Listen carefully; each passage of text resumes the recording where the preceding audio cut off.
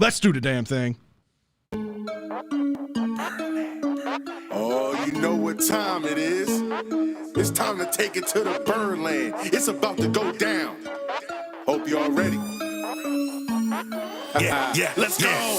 Come and roll with me to the Birdland. Friends got to giving you the word, man. Any other BS is absurd, man. Sports talk and they give it to you firsthand. They can talk Terps, they can talk O's. Yeah, they both lit. That's how it goes. Baltimore squad, Ravens and Bowl. Better tune in. Here gonna show. Birdland, Birdland, Birdland. BS. Birdland, Birdland, Birdland. BS.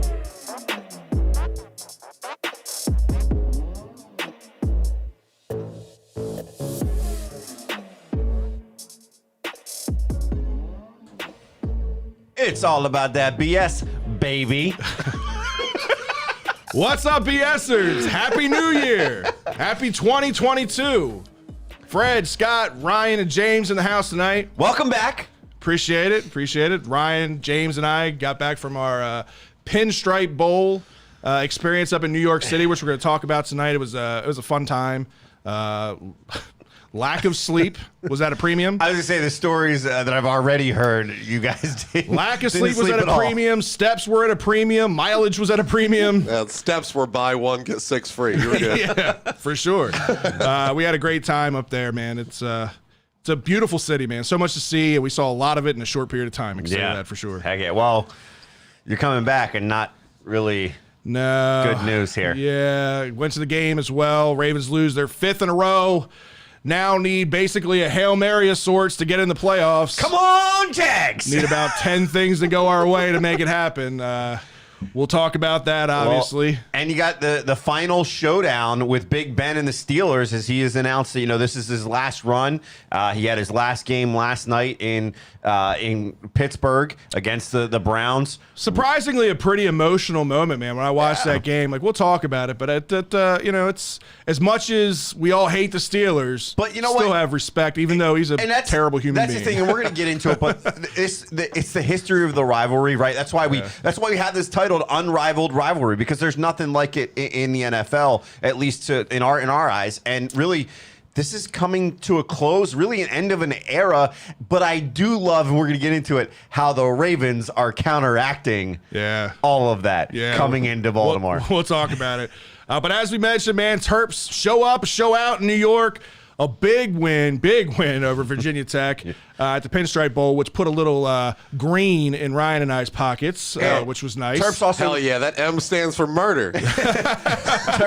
That's an inside joke. If you weren't there, you'll never get it. Terps also made you two eat crow with their first possession of the game. By the way, we'll get into that. We got a special segment of Shell and Tell tonight. Special guest Ahmed Gafir, Mr. Inside Black and Gold, Mr. Terps Insider himself. Going to make a guest appearance on the show. Excited to hear you guys talk with him on everything. And in this week's rundown, well, 2021, it goes out with the loss of 2 real great ones. One we talked about last week, and then the other shoe dropped at the end of the week. So we're going to get into that. 2 real goats of all time. Idiotic mistakes from NFL vets. And a league head case strikes again. And then we also have 2 things that we had in the rundown that are going to be great 2-minute warning questions that we're going to get into. And stay tuned in the after hours as well. Another thing in the after hours. This is an action-packed show tonight. Action-packed show for sure. Ryan, speaking of murder, why don't you give a shout-out to our sponsor?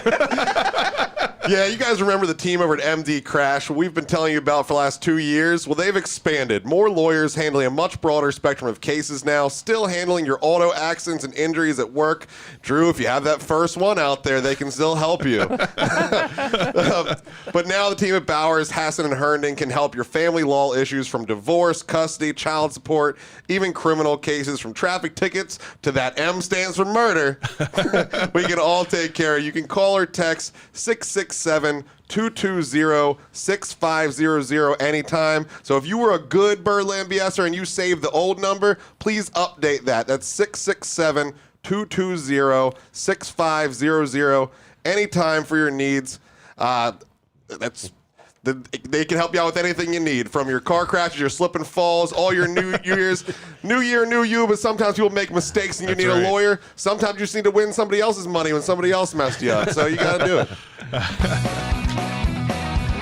Tell me why I just felt like that was an episode of Sesame Street, and he's Oscar the Grouch with the M for murder. All right, man. We got to talk about this Ravens game. Ravens now 8-8. We're 8-3 at one point. Lose their 5th overall in a row. 4 of them, mind you, by 2 points or less, which is unbelievable considering everything that this team has gone through this year and everything. But first time in the Harbaugh era that they've now lost 5 in a row. Yeah, this one definitely hurt. And you know, I was looking back at our predictions at the beginning of the season the other day, and I noticed I was on a real good pace at 8-3. I was sitting pretty. We all were, Except for James. But Yeah. James, And now James is looking sweet. James suggested 9-8. Yeah. And we're knocking on the door of that. But on the flip side, what does James want? Does he want to win the prediction and be 9-8? Or does he want to keep his hair? Or does he want to lose and keep his hair? No, you guessed 9-8, buddy. We got tape. We got tape. So and his it's original recorded. guess was 9-8. Yeah. But if he loses this last game, or if he gets this last game where the Ravens lose against the Steelers, he has to shave his He hair. made a bet earlier that if Yeah. they went 0-5 since the first loss. They are going to go 0-5. So you're He's gonna keep saying his hair. there's a silver lining if the Ravens lose this game. We get to shave James' head. Yes. Yes. Okay. Yes. All right. I like it.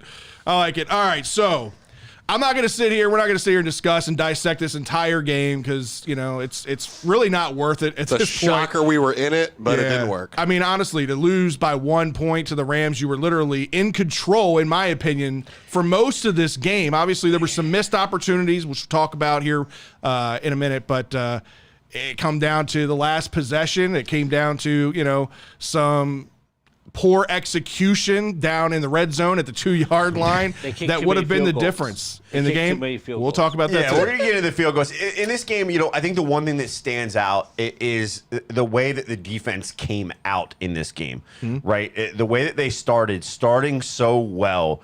Chuck Clark, Yeah, there you go. If you weren't going to do it, I was going to do it. player of the game, man. I mean, Easily. his game ball, not only 2 interceptions, but, and I saw some posts out there, and some of the posts were reach, but they're in the 2 plays of the interception plays. It almost looked to the point of shades of Ed Reed, how Ed Reed played. Again, some of the stuff on Twitter was a stretch, right? People comparing him. Oh, he needs to go in the Hall of Fame just like Ed Reed. Chill out, people. Talking about Chuck Clark? Just the 2 plays. Are we watching the same Chuck Clark? Because how many interceptions does he drop this year? I'm saying in the 2 interceptions that he had, Gotcha. the He went way from he couch to played the ball, all-pro looking at that game. the way he played the ball, reading the quarterback, reading Matt Stafford's eyes, jumping the route on the one, it made sense. It worked. Yeah, that was my biggest disappointment in this game, in the sense that we finally got turnovers. We had 3 turnovers in this game, Yeah. right? Which is ultimately why we were in this game. You know, the Rams struggled early on, to your point. Chuck Clark with the big interception, the pick 6, got the place fired up. There was obviously a lack of buzz around the stadium just because I think everybody's just kind of in the dumps, man. They've been done with this season since it started with all the injuries and everything. Lamar gave us that hope there with, you know, the run that they had early on in the year. But, you know, it takes its toll. This fan base hasn't seen a 5-loss streak in a long time. So to get that pick 6, to get the energy going in the stadium, it really changed, I think, the mindset of the fan base. And I thought, shit, we might be able to do this and keep up with them. But that's one of the things that I do want to, you know, kind of talk about with that, because people were upset. On TV, you could see the empty seats. Yeah. You could see it. You could probably talk more to it having been there. Oh, yeah. But I mean, it was- I basically had an entire row to myself, which was fucking fantastic when you're 300 pounds. It's great. But no, it's one of those things that I think, you know, we've talked about spoiled fans, right? And we've mentioned that and said how spoiled we are as a fan base with everything we've gone through, which it doesn't allow you to have respect for what this team has done. Now, I get it. Look, it's losses. I understand that. The difference is when you look at this and you say, okay, it's losses, but it's losses against 3rd and 4th string cornerbacks, fifth in some cases 5th and 6th string cornerbacks in some games, and we're keeping it close. How many games now have they lost by 1 to 3 points? 4, to be exact, Scott. They've lost 4 games this year by 2 points or less. And insane. that's my point with this. I mean, going into this game, one of the things I kind of got looking at was, as I was preparing for the show this week, Tyree Phillips goes on IR. Big hit right there, right on your offensive line. Big hit. Debatable if the word big is appropriate, but I got you. You don't have depth anymore, which you need in that offensive line. Right. Last week, guys that did not practice for 2+ days. This is between Wednesday and Friday. Yeah. Odafe away. Obviously doesn't play. Yeah, he was a surprise inactive. I didn't realize that he was even dealing with anything. Yeah, he was out for 3. Ben Powers out for 3. Yep. Lamar obviously out for 2. Averett with the ribs out for 3. Hollywood out for 2, which I think played a factor in this game a little bit. I don't think he was 100% in this game, which speaks to his play in this game and some of the drop balls, some of the misses. But when you look at all of that stuff, you have guys like Robert Jackson. That's your DB. Yeah. Your DB number 1, Tony Jefferson, in this game. Played his ass off. Played his ass off. Did play well. Very good, man. The tackle, Jared Jones-Smith. Yeah, I don't know him either. Okay. And then you signed David Sharp, who did look good when we saw him before. Yeah, a little bit of action. Saw a little bit of action in this game, but just the injuries that's already on top of the injuries that we've been talking about and been addressing. And you know what? Speaking of injuries, I want to put this to rest there because I know a lot of, not everybody, but I'm just saying a lot of the fan base out there has questioned the legitimacy of Lamar's injury. And are the Ravens protecting him? Are they keeping him because of the, Did you see the videos of him on Wednesday? At the game, and to mind you, I sit in the upper deck, right? And I could clearly see Lamar standing on the sideline. He could barely put any pressure on his foot when he's walking around. He was hobbling on the sideline. He could barely walk on it. It's got to be like a hairline fracture when he was or something. standing there, he was clearly putting all of his weight on the one leg and letting his foot just kind of hover on the ground like a kickstand. Wasn't putting any weight on it at all. And I could see that from the upper deck. I don't know what they were showing on TV. I didn't get a chance to go back and watch the game. Well, Wednesday, it was clear. I know you guys were still up in New York, but Wednesday they were showing the film from him, the media session where they're able to go. He was noticeably, you're talking about him doing it. Imagine him walking from the far practice field to the castle. Right. He's limping the whole way. Doesn't surprise me one bit. Like I said, just watching him stand on the sidelines with no shoulder pads on, no nothing weighing him down. This is a guy that is this is a team guy. He's not a me guy, right? Yeah. He's a team guy. He wants to be out there for his team. You know how much it probably killed him to not be out there? Right. It's not in him. It's not. He would not let them fake this injury. Exactly. And to Goog's point, it's a bone bruise. Those linger and last forever. He knows from experience, and that's absolutely true. And bone bruises, there is no real timetable for those things. It affects everybody differently. And obviously, this one's really impacting. So I read something on that, which is where I said the whole thing about the hairline fracture, because somebody was saying on Twitter the other day that sometimes with bone bruises, depending on how deep the bruise is, depending on our resident medical expert over here might be able to tell us. He's a psych nurse, right? Yeah, I know. Keep that Explains a lot. But no, they were saying like sometimes I guess with swelling, depending on what the swelling looks like, how bad the bruise is, you might not be able to see a hairline fracture through an MRI or through an X-ray. I don't know if that's true or not, but it got me thinking like X-ray maybe, but an MRI, that would be crazy if that would be the case. Yeah. If they even did an MRI. I don't know. Yeah. But it the just got me point thinking is, about, like, Lamar's legit. Like the shit that he's dealing with is legit. Yeah. And if he is out on the practice field, and if he is trying to make his way back, 100% of that is on Lamar. That's not the team trying to push him forward. It's to David's credit in the chat room. You know, Lamar is, I want to be out there. If I can play, I'll play. Yeah. So he's pushing himself to try to be out there because he wants to win too. He is literally the ultimate competitor. It's what I've always loved about Lamar. He is all about the team, all about winning. And it's sad to see him go through all this and have to sit out. And you know, especially as much as he did to carry this team to that 8-3 record that we talked about early in the season, to kind of defeat the odds, and he was doing so well. Now, granted, he hit a rough stretch there for those last couple games before the injury, and I get that. But it's a rough stretch. It's nothing that's going to define Lamar's career. Lamar's going to be fine. Lamar's going to be the starting quarterback of this team moving forward. So that ends that debate there. He will be the starting quarterback for this team for a long time. So I did want to get into this because you kind of brought it up, and I want to get your take and then kind of give you my take. Yeah. Not going for it on the first drive. Yeah. we've seen this multiple times, and to James's credit, they've left. We give all the credit in the world to Tucker. Yeah. Right? But to James' credit, they've left him on the sideline quite a lot this year. Yeah. When we thought they should have either brought him out or maybe it's been questionable. What was your take? Should they have gone through it in that moment or what? I was pissed. I mean, at the entire time, you've got the greatest kicker of all time standing on the sidelines, prancing in front of John like he does on the field once it gets, to fourth down. Right. Like, hey, I'm ready to go. I'm kicking. I'm here. Now, granted, the word came out that Tucker was not doing very well in warm-up to the point where he spiked his helmet on the ground, which you don't ever see that kind of emotion come out of Tucker. This is, again, in the pregame warm-ups. So there was that. But, again, it's a 57, 58-yard field goal, somewhere in that neighborhood attempt of what it would have been. There was zero wind in the stadium. You didn't feel it. You could watch the fucking flags on the goalpost. Nothing was moving or anything like that. So it wasn't a wind. It wasn't the elements was a factor. I was surprised that they didn't go for the attempt there. Again, you're going up against a Rams team who offensively typically puts up a good amount of points, especially when you've got a defense like this who is reeling and you're playing, again, to your point, with third and fourth options in the secondary. You need every point that you can get. Now, Cook did his thing and pinned them back, and it didn't end up to bite them in the ass on that one. It ended up working out, but we lost by one. That 3 points there was the difference in the game. Yeah, and that's kind of where I think I want to throw it to James or Ryan. I mean, what was your guys' take on them not going for the 3 on that first drive? Let's start with James because I mean you've been saying it all year. I mean, or Drew can chime in too. Yeah, Drew's over there. Drew, what's with the box? Dick in a box. I got my dick in a box. Drew got a haircut and put some pounds on.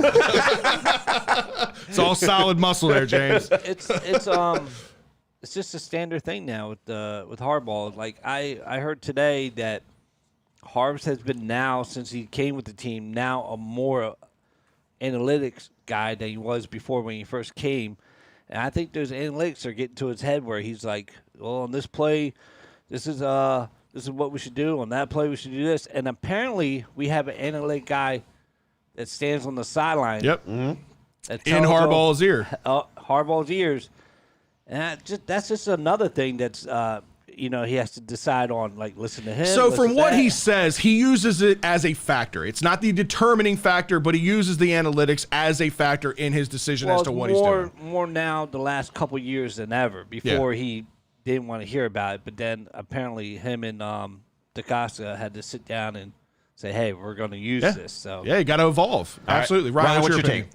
I mean, I think at that point, when you're that far out, there's no reason to not be taking a field goal when we got the best kicker in the league. So I would have tried to take the points there in that moment. I mean, it absolutely made sense. Again, you don't leave points on the board. You got the greatest kicker of all time. You're not trotting, some Billy Cundiff out there. You're trotting Justin fucking Tucker out there. So that pissed me off the beginning of the game. So the thing that I did hear was the same thing about Tucker, right? Pre-game. So I knew that the analytics were going to factor into that. Does it play a role into this decision?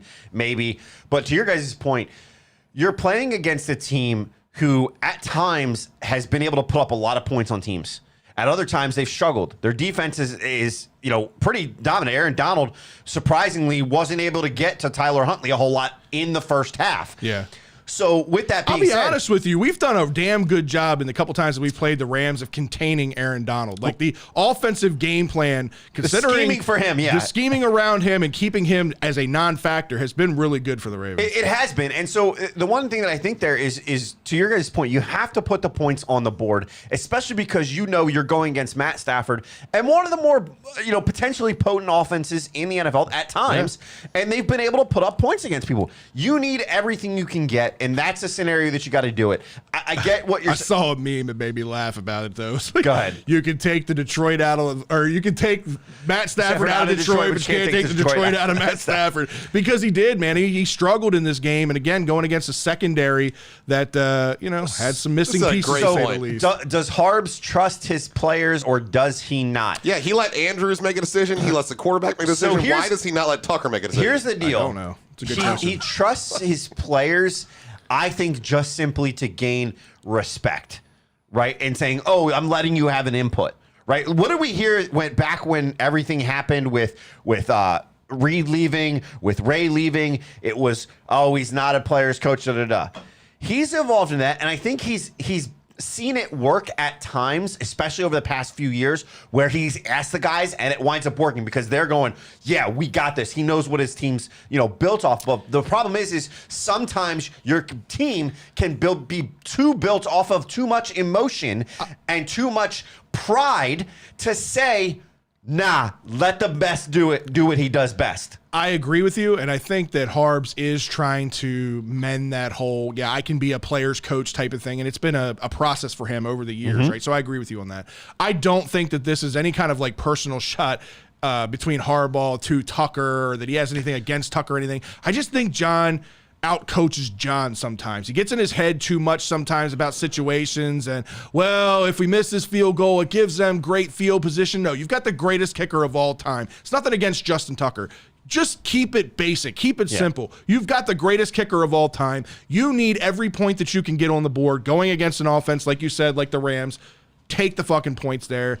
I think he's just being too cute and thinking too much into it. That's my personal opinion. It's that point we've talked about when they play the Chiefs. He tries to outcoach Andy Reid. He tries to outread Andy Reid. Yeah. And sometimes John Harbaugh tries to outdo John Harbaugh. I also think he tries to say, I am a special teams coach, but I can make play calls that make an offense or a defense look good, right? The problem is, stick with what you know, and the best kicker in all of the NFL and in history is right in front of you. Right. Let him do what he does best. And if he fails, absolutely, so be it. Right. At that point, it is what it is. Yeah. He's pretty successful. What did I say his career average was? 90-something%? Yeah. I take my chances with that. Yeah, from 40-plus yards. Yeah, exactly. Yeah. So, like I said, I don't want to break down this entire game, but obviously we got to talk Tyler Huntley, right? Because it's another game that he looked good. Granted, we know where Tyler Huntley's shortcomings are, and that's on his deep ball. Anything over 20, 25 yards, he tends to struggle on. He usually puts it too long. Yeah, and see, again, I'm at the game, right? So I don't get a chance to hear the broadcast or see the miscommunications and all that stuff. I get to see the basic replays that they show on the board. But obviously we know the bad interception that was the pass attempt to Hollywood. To me, it looked like it was a miscommunication on somebody's end. Either Hollywood ran the wrong route, Tyler threw the wrong anticipation route, and Hollywood wasn't there. It didn't look like, Huntley just couldn't make the throw. It was a terrible throw to me. There's no way. No way. And that's a throw I would have made. I can't make that throw. But Tyler Huntley can make a more accurate throw than that. That, to me, seemed like it was just a miscommunication. I think it was a miscommunication, and I think it was a desperate read because he was feeling a little bit of pressure. He felt pressure most of the game, right? So he's trying to get rid of it when he can. So he thought he saw an opening, threw it, whatever the miscommunication was. I think the bigger issue is when you go back and you look at the tape. If he goes through his progression and looks, he's got a check down to Mark Andrews right across the middle of the field. It wasn't just a check down. I mean, yes, it would have been a check down, but it's a wide open check down. It would have at least been a 40 or 50-yard gain, if not a touchdown, because all he had was one man to beat. Yeah, and he was in the middle of the field. He would have been 40, 50 yards down the field. All Mark Andrews had to do was make one move on him, and it had been a touchdown. And I saw that, again, as that play happened. I'm like, Andrews, and then the fucking ball goes up down the sidelines to Hollywood, and Hollywood just keeps running. I'm like, what is happening right now? Yeah. And that was a game changer. That's the end of the first half. You've got all the momentum in the world. You're up 10-0, I think, at that point, right? It was 10-0. You're driving. Even if you go down there and all you get is a field goal, you go into the half feeling good about yourselves, 13-0. But what happens? Rams intercept the ball. They get down there. They score a quick touchdown. And it kind of deflates things. But give credit where credit's due. Tyler Huntley, with 50 seconds left to go in that half, one timeout, drives down the field, gets him in field goal range, and kick the extra one timeout points. Running a basically 1 minute drill. Yeah. Where have we seen this offense succeed? When they're running 2 minute drills all the time. Yeah. When they go no huddle, except for in the last drive in the fourth quarter. But never when it mattered. But at that, the problem is at that point, there's only so much that you can scheme up. They threw 4-yard passes. It was the worst drive ever. That was the play call. I gave Greg Roman, as I was talking to my buddy in the stands, a ton of credit for the game plan and the play calling in this game. until that that last point. drive. That last drive, I'm like, what the fuck are we doing? Like, we had 0 timeouts. We had no 2-minute warning that was going to stop the clock. We're throwing everything over the middle of the field, 4 and 5 yards. Yeah. You at least need to be taking 15-yard chunks to get down in the field goal So range. let me You're let me getting a ask you a third question. to down that. while completing passes. That's So unacceptable. let me ask you guys a question though about that is, and then we'll go to throw it to James. Is that G Rose play calling? Yes. You don't even have to finish it. Yes. Really? I don't have to The finish that last statement. drive, 100% So, that was on G-Row. none of it goes on Huntley for looking for the had to open be- man on the I sideline. mean, there had to be somebody in the play that was further than 4 yards downfield. So it can't be all G-Row. That's my point, It can't. is you he- can't call a play that people only go 4 yards downfield. There'd be too many people there. So it was a combination. But the problem with G-Row's play calling was he was putting his safety blankets too close to the line. He was leaving Andrews 4 yards downfield. He was leaving Hollywood in the flat. And other people were downfield deep that he didn't feel comfortable with. So that's the problem. The play calling. Are we talking about this if Andrews, if they adjust and Andrews has a wide open shot like that one that was the interception? If he's got a wide open shot, it's shot down the field. You're not making that call, right? Mm-hmm. If it's a 4-yard play and he goes 50 yards, we're not talking about this. Yeah, but you can't do it play after play after play Right. with 50 I seconds agree. left. I agree with that to an extent, but you also have to put some of that onus on the quarterback. The quarterback needs to look. The quarterback's job, and that understand mindset is that. you have to. You're in control, so you got to know if I throw it over the middle, I got to run my ass up there So, and get the play call going. Go to the next one. Here's the I'm other looking part for of the that. outsides. Here's period. the other part of that. What did you just say a couple minutes ago, right? The Rams have been getting pressure on Tyler Huntley all game long. They have no timeouts left, right? So he's got to make quick reads and get the ball out quick. So he's going to basically his first or second possession or read and Right. getting the ball out right away. And if that first or second read is the 4-yard guy out, that's a G-Rose scheme thing. If his play call is these are your first 2 guys and it's 4 and 6 yards, that's a scheming thing. I agree with that, but at some point you have to look at that as a quarterback, no matter what level you're at, and say, I'm throwing to the fucking outside. I don't care who's there.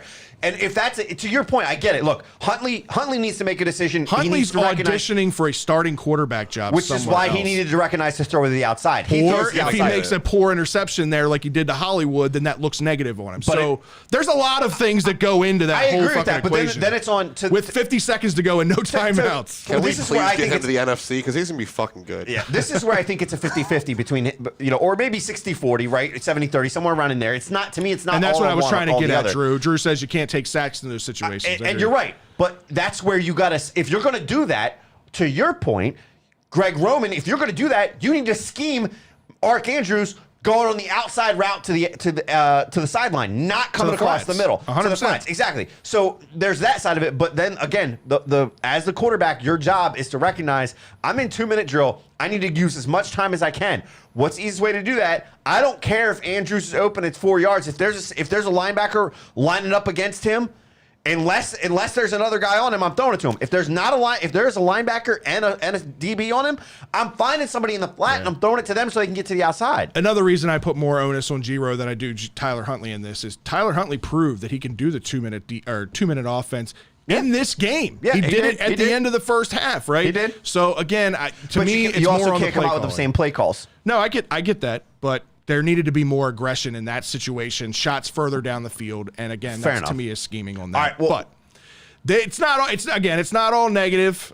You know what I mean? Like, listen, on the defensive side of the ball, to only give up 20 points to the Rams again. Now, listen, Cooper Kupp is a problem, and he's a problem for everybody. He's not just a problem for this defense, and he tore us a new asshole. And a lot of, I don't know if you guys noticed it, but a lot of these passes that Stafford was making were literally the same routes that the outs or the inside receiver was running across the middle. And most of the time it was Cooper Kupp finding himself wide open in space, catching the ball and taking it downfield for 25, 30 yards. So there was that.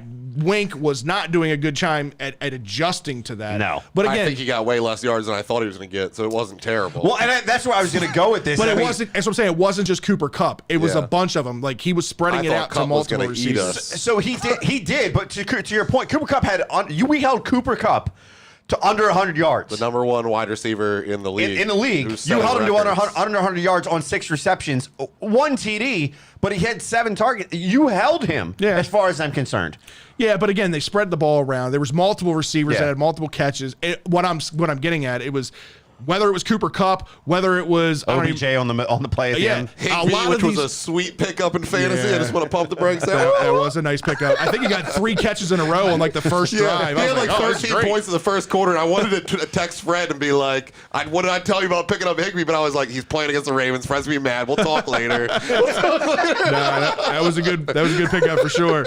But on the defensive side, a guy that we don't, I don't think fans talk about enough in the job that he's done, Tyus Bowser. I mean, he's just become the complete linebacker. I know he doesn't put up the gaudy sack numbers that everybody wants to see and all of that stuff, but that's not really his role in this defense. He's a much more versatile linebacker than, say, a TJ Watt or somebody out there who puts up 15 to 20 sacks a year. That's not his role. He does everything from pass rush to coverage to, covering the edge against the runs. He does a good job. And this game, the big strip sack by him, what I thought was great, I think it was Justin Houston that ended up recovering the strip sack. What I thought was smart was not only did he strip the ball for Matt Stafford, right? There was no other Rams around.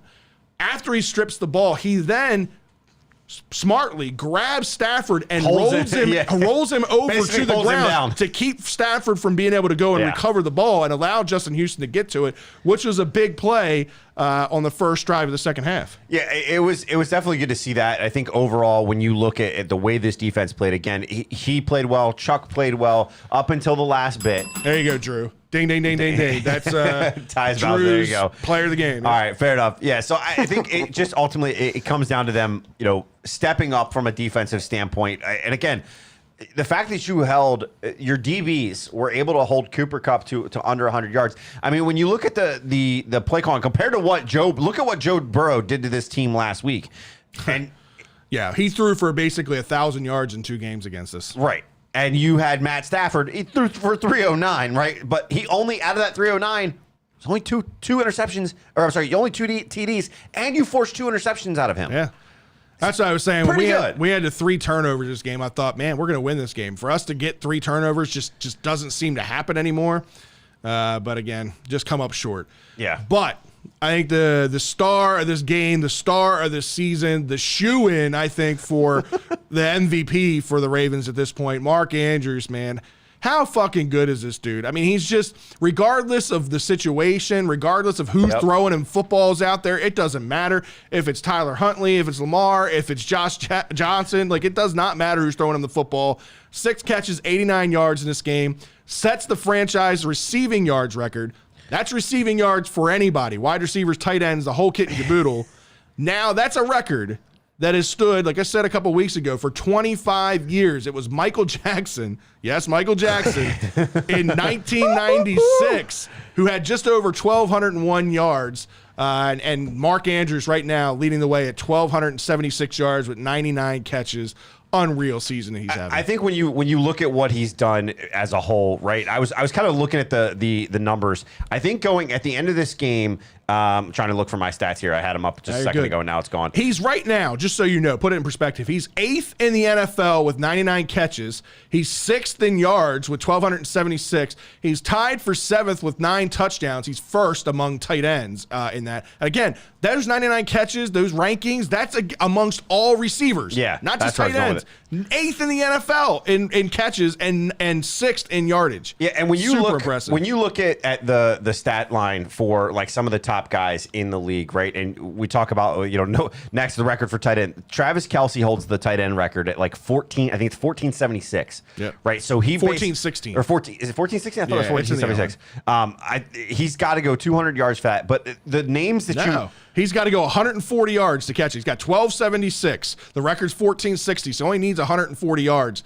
to now tie or break the record is 140. Oh, only 140, no problem. For Mark Andrews, it's not. I mean, he had 3 games over 100 yards receiving in that. What else do the Ravens have to play for? I mean, they need a freaking miracle for them to go in the playoffs. It doesn't, like I said, it doesn't matter who's quarterback, and everybody force feeds Mark Andrews the ball because he is the best receiver on this team. But that's where I was going with this, is the fact that when you look at the list of names, right, Travis Kelce is the top, but right now above him, Jimmy Graham, 20 yards.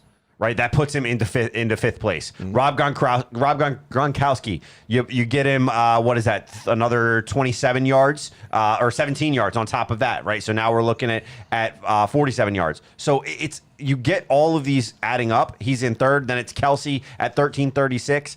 He could very easily, if he doesn't break it, he could very easily be second or third at the worst. He needs 100 yards to be second over George Kittle. Yeah. He needs 141 yards to break the record from Kelce. It's super impressive regardless. Now, granted, Kelce did this in the 16-game season. We're now in a 17-game season. That's what everybody's going to question about records and all that stuff with the extra game and all that. I get that. But either way, even if the season ended today, the season he's had this year has been unreal.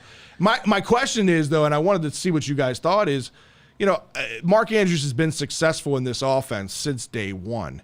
And I think what we talked about in the offseason a lot with him was getting back to those two tight end sets, the two receiving tight end threats, like when we had Hayden Hurst here.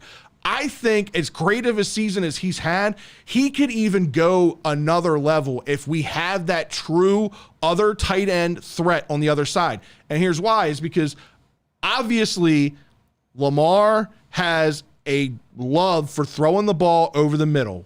We all know his quote-unquote struggles more are throwing outside the numbers. He's very accurate and very good over the middle of the field. You get another pass-catching tight end, which we hoped was going to end up being the kid from Jacksonville. Josh Oliver. We hoped it would be him. He was a little bit of a disappointment as the season went on. But you get a true pass-catching threat out there. I think his game can go to another level. I don't know that you can qualify Josh Oliver as a disappointment because he really didn't get that much opportunity. When he wasn't out there, how many three tight end sets did we see out there? We really didn't. Almost the entire year. Especially because Boyle was down for a good portion of the year. With Boyle back, what I would love to see them do in this Steelers game is look to see what you can do with a 3 tight end set using Josh Oliver, Nick Boyle, and Mark Andrews. Have the 3 of them out there. Oliver, we know, has solid hands. Boyle can also be that hands guy, but we know he's the better blocking tight end in the group. I'm almost okay with Boyle just wrapping it up for the rest of the year. Let him get another off season and getting healthy. It's not worth the risk. Like his leg injury was so catastrophic, and he obviously is not the Nick Boyle that he was. Then put Tomlinson out there in that case. Yeah, I'd be okay with that. But Tomlinson's not the receiving threat that even Boyle is. Again, but Oliver becomes your receiving threat. He's got the better hands, but you can have Tomlinson do the blocking. So I think it's there. I think the book is still out on Josh Oliver as far as I'm concerned. He hasn't been a disappointment to me. I don't think he's gotten the opportunities he deserved that he showed preseason. We've seen other guys get opportunities. I don't think he got his due opportunity this season. Hopefully they work it out and figure it out next season. Well, I think one of the bigger stories that happened actually prior to the Rams game that we haven't talked about yet was the signing of Pat McCarry to a 3-year extension. This is huge in my opinion because good. Can I just say that I love that he showed up to a signing in like a blue collar, like mechanic shirt with the Ravens logo and Patrick across it. I love it. It's that guy that's like, this is a guy that's willing to get his hands dirty, work in the trenches, because that's what he does. Absolutely. And we had a lot of question marks at that right tackle position. You know, we talked about McCarry and what he brought in versatility, right? And that is his biggest asset. It's his versatility. He can 100%. Play anywhere on the offensive line. We just hadn't seen him as an extended time at right tackle because obviously Orlando Brown had been holding that spot down for a while. So we didn't know what to expect from him. And he's done a really, really good job ever since they moved Alejandro back over to the left side, which that's a whole other discussion and issue. But solidifying he's been more him than serviceable. Yes, he's been very, very good. So good to the point that Von Miller in his post-game press conference said McCarr was one of the best right tackles in the league. And that's coming from Von Miller, who's a very well-respected player in the NFL.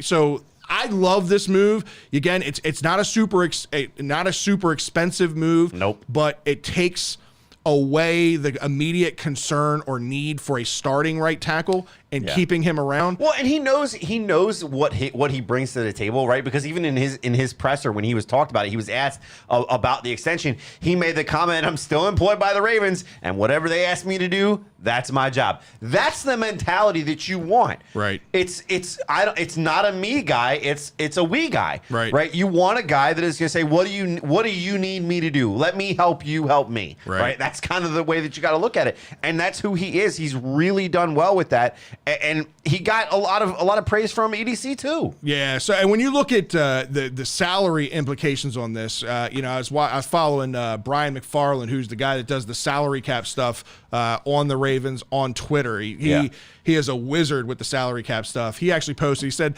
Ravens would have received a second-round restricted free agent tender for him anyway that would have counted for $3.98 million against the 2022 cap. New cap number might not be it'll be basically the same thing, but the 2 additional years was the goal here. So they get him for the additional years on the end of his contract there. Again, gives them some stability at the right tackle. Doesn't mean that right tackle's immediate need. And again, having a guy like that in the fold that can play all over the offensive line is super important, especially with all the injuries that we see happen year in and year out of that position. And that's the thing is when you look at this, from his perspective, this is a guy that, he was undrafted. He was a guy that he went from undrafted to starter. Yep. He's a guy that, when he came to practice for the Ravens first time, he didn't know if he was going to walk out with a job or if he was going to go have to get a job being a mechanic in that mechanic shirt he's got on. Right. He didn't know. But Barnett, what's up, man? Long time no see. What's going on, buddy? He's proven it, right? And I think when you look at this offensive line as a whole, you start kind of, when they all are healthy, you start kind of going, okay, this is where we wish we would have been this year. Yeah. You figure if we were healthy going into 2022, this is like what the offensive line should look like now. You got Ronnie Stanley back at your left tackle, anchoring down. You hope. You got Ben Cleveland, who has shown improvement at left guard. Now he's got a full offseason and training camp to get even better, right? Mm-hmm. Hopefully Bradley Bozeman is retained and comes back and signs an extension. We'll see what happens there at center. Castillo's your backup, too. Castillo's your backup, which he didn't look terrible this week. Serviceable. He had a couple of plays that I wish he probably hopes that he had back. Yeah. You got Kevin Zeitler at right guard, and then you got Macari at right tackle. On top of, you got James, Juwan James that we got from, I think it was Denver, who was dealing with the injury issue, who could also play right tackle or left tackle if Ronnie Stanley's not ready, or he becomes a very important cog as that swing tackle, or if Macari becomes that swing tackle and Juwan James ends up being. Point is, you've got a good problem there because you've got a good 6-man rotation at offensive line. And I think your point earlier, you're paying Macari for his versatility. You're overpaying Macari to an extent, right, for his versatility in that sense, right? He's getting more than some of the other offensive linemen, given that he doesn't have a consistent position. Not really. It's a super team-friendly deal. For a potential starting offensive lineman, especially a tackle, I mean, we just saw how much did Ronnie Stanley sign and how much are these guys, like, it's a super team-friendly deal. But you're also not knowing that he doesn't have a consistent position. You're one overpay for him because you want to have that versatility, right? You know that he likes it here. You gave him his first shot. You probably got a little bit of a discount in that sense because I think he really does like it here. He's been given opportunities to perform, and he does well. I do want to correct one minor thing. It's not if Stanley isn't ready yet. If he's not ready game 1 next year, that's it. It's retirement. It's career-ending injury. Yeah. Like he only played. I'm trying to avoid that whole conversation because I don't even want to go down that road. Like hopefully he's back and good. Because if he's not, it is warning signs, labels. You burned that money for nothing. Period. For the whole contract. So Drew says Macari just your center next season. To me, that's worst case scenario. That means that we didn't sign Bradley Bozeman. I still don't have Macari as a better center than Cologne Castillo. You give Cologne Castillo Macari, time. if you remember, had some snapping issues along with Matt Skura when Matt Skura went down with his issues and Macari stepped in. He can play there, but he's not the starting caliber center. I like him a lot better at right tackle than I do him. If I remember correctly, we went to Macari because My bad. we went to Macari because you had snap issues with Skura, Yeah. but Bozeman was, I believe, injured at the time, which is why they didn't try him. They went with Macari. Macari seemed to be Bozeman doing was okay. playing guard at the time. Well, that's right. He was in guard. So then when they flipped it and they said, all right, let's put Macari and flip Macari and Bozeman just flourished at that point, and they just stuck with it. So you hope he comes back. Problem is, we could see another Ryan Jensen with Bradley Bozeman. As much as he seems to love Baltimore and his wife loves Baltimore and Baltimore loves Bradley Bozeman, money talks. Granted, the salary cap, from what we've heard, is apparently going to be even bigger than we expected. Yeah. So that's good for the Ravens' chances of trying to retain him. We'll see what happens. But I like the status of the offensive line going into the offseason. All right, so we got the Steelers coming up, but before we actually get into the predictions and what's going on with that game, obviously we are still in the playoff hunt. Steelers are still in the playoff hunt. I love your Oh optimism. my God. Mathematically, That's the better way to approach it. We are still in the Mathematically, we playoff still have a hunt. chance. So you're saying we have a chance. there's hope, right? So let's go through the scenario real quick. If you haven't heard it, what has to happen for the Ravens to get into the playoffs, Fred? Well, let's see. That would mean the Chargers, the Colts, the Browns, and the Dolphins all need to lose. Or Wink's music right now. And we need to win. And we need to win. So there's Yeah, there a lot you of go. things that need to happen. Mind you, I can't remember who it is. I think it's the Colts Yeah. that have to lose to the Jaguars. Who the Jaguars just lost by like 50 points to the fucking Patriots, 40 points or something. Something was ridiculous. And we all know the shit show that is Jacksonville. Their starting running back is some guy that they just picked up at the local car dealership down the street. They don't have anybody like available at running back right now. It's a very, very long shot. DJ Chark coming back for just this game. Yeah, right? So I'm not going into this game with any high expectations. Obviously, this is a very emotional game, as you mentioned earlier, I think, for some fans, because, some fans appreciate what this Ravens-Steelers rivalry really has been built on, especially since we've all been fans of it. It's all the names that you think of when you think of Ravens and Steelers. You think of the Hines Wards, you think of the Mike Wallaces, you think of the Le'Veon Bells, you think of the Ben Roethlisbergers, the Ray Lewis, the Ed Reeds, the Haloti Ngata's, all the names, the Terrell Suggses, all the names of this rivalry. Well, the last one standing is fucking Ben Roethlisberger, and he's barely standing at this point. Yeah, but he's standing. And to the whole Colts thing, there are some people chiming in. I didn't get the chance to go there, but they actually haven't won against Jacksonville as the away team since 2014. Right, we'll see what happens. 6 losses, including one of them in. The Jags have been England. bad most those years. I like it. I'll put my money on the Colts still. Well, you already got your hair on it, so Yeah, we'll there see you what go. happens. But no, so I think the other thing that you got to look at, when you're talking about this rivalry, is what the Ravens are doing to bring in and offset Ben's last game. Yeah. And I think it is a little bit of a nod of respect in a sense, but it's also to get in the mindset and get in the headset, because they're bringing in the legend of the game as the one and only T-Sizzle. Yeah, that's awesome. I was actually saying something. I might have said it on the show. I don't know. I was saying it a few weeks ago. Any Suggs? Or Yeah, actually, I said it to you guys after the show. We have not seen Terrell Suggs since his departure. He hasn't Nothing on come social back. media. He hasn't been a part of any of the the Jimmy Seafood tailgates. Marcus Peters was down there this past week. A couple other guys were down there. You got people that rotate in and out of these players of the game. This, I think, is going to be cool. I love Terrell Suggs. I love the way his energy pursues and all the music and everything that went along with his intro, Bane entry and all that mask. stuff. Yeah, the Bane helmet. mask. Just the showman that I forgot about Terrell the helmet. Suggs is, beyond what he did as a player, because we all know the accolades that he has as a player. But I just love Terrell Suggs. I miss him as part of this organization. So hopefully those two have been able to mend the fences between Terrell and the organization since everything happened. Hopefully Terrell's out of his feelings. Samuel L. Jackson wanted a 1-game contract so he can retire I against love the that. Steelers as a Raven. I love that. Let him hopefully let him get in there and put one more hit on Ben. Hopefully he doesn't wear, because when they do the players, what is it called? The The legend of the game. Legend of the Game. Couldn't think of it. When they do the Legend of the Game, they always come out in those cheap, iron-on jerseys of themselves, Oh, and they're yeah. wearing that. He needs to come out in that Steelers T-shirt, but Big Ben's ass is mine, or whatever he had on in that Yes, famous photo. yes. He needs to come out in that fucking T-shirt, not the jersey. Fuck the jersey. We all know who Terrell Suggs is. You can't miss him with all his gums. We all know he is. We don't need the jersey. This message brought to you by Fred Dunn. But how awesome would that be? I can't remember exactly what the slogan is, but you guys know what I'm talking about with the photo. It would be awesome to see. No, it would be good to see.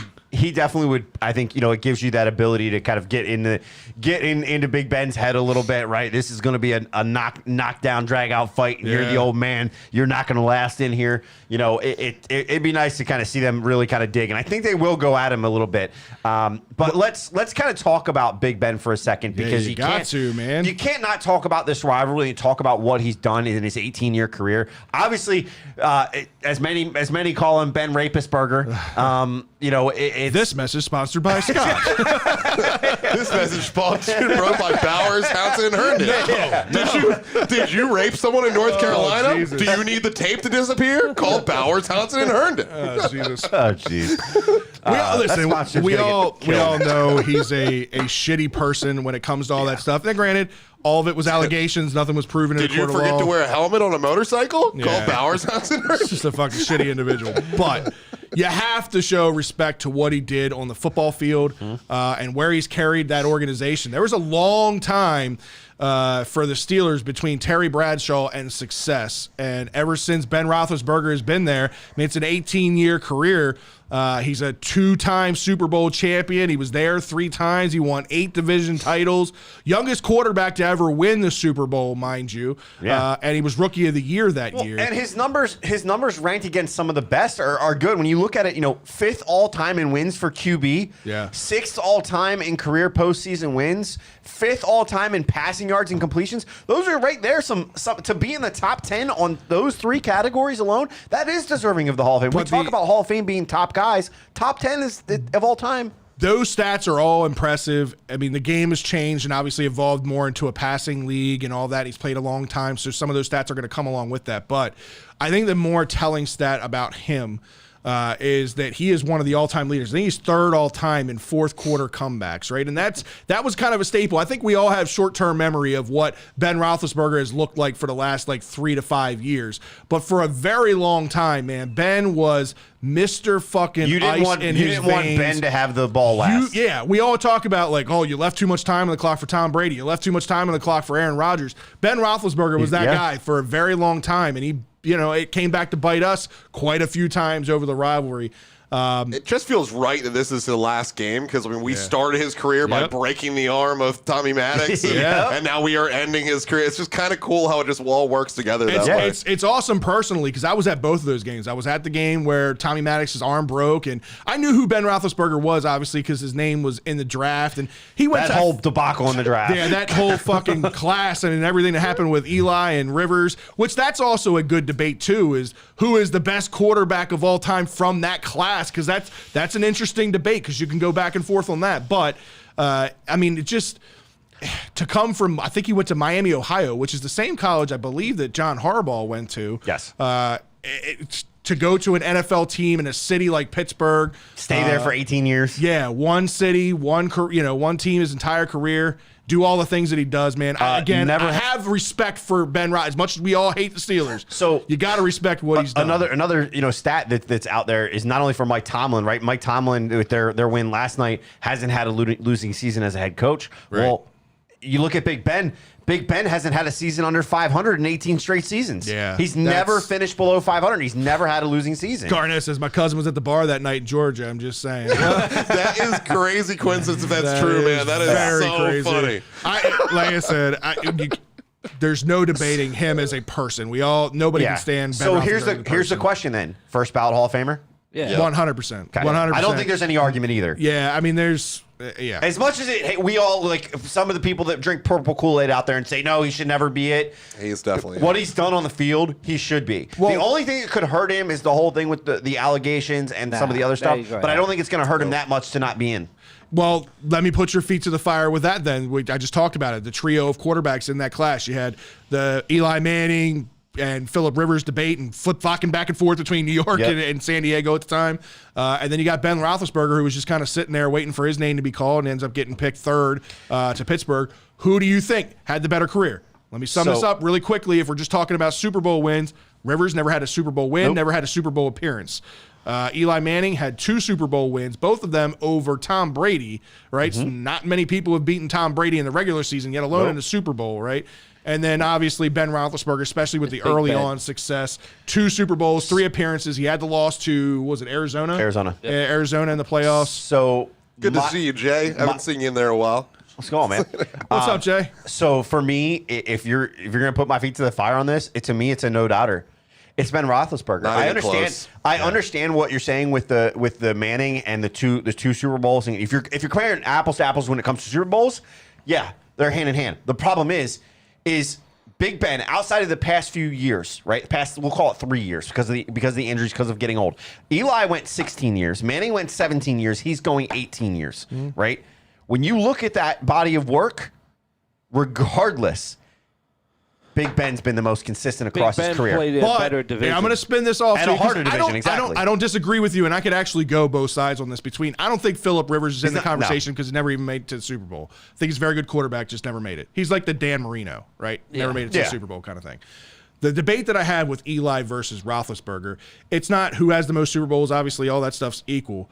But when you think about the weapons that Pittsburgh's had over the years in Ben Roethlisberger's career versus what Eli had, the big catch that Eli had in the Super Bowl was David Tyree. Who the fuck is David Tyree without that catch, right? Nobody even knows who he is. The only big target wide receiver he ever had was Plaxico Burress, who was what? A Steeler for a very long time, right? The Antonio Brown, the Hines Ward, the Heath Millers, Victor the Cruz. Le'Veon Brown. He did have Victor Cruz for a couple years, right?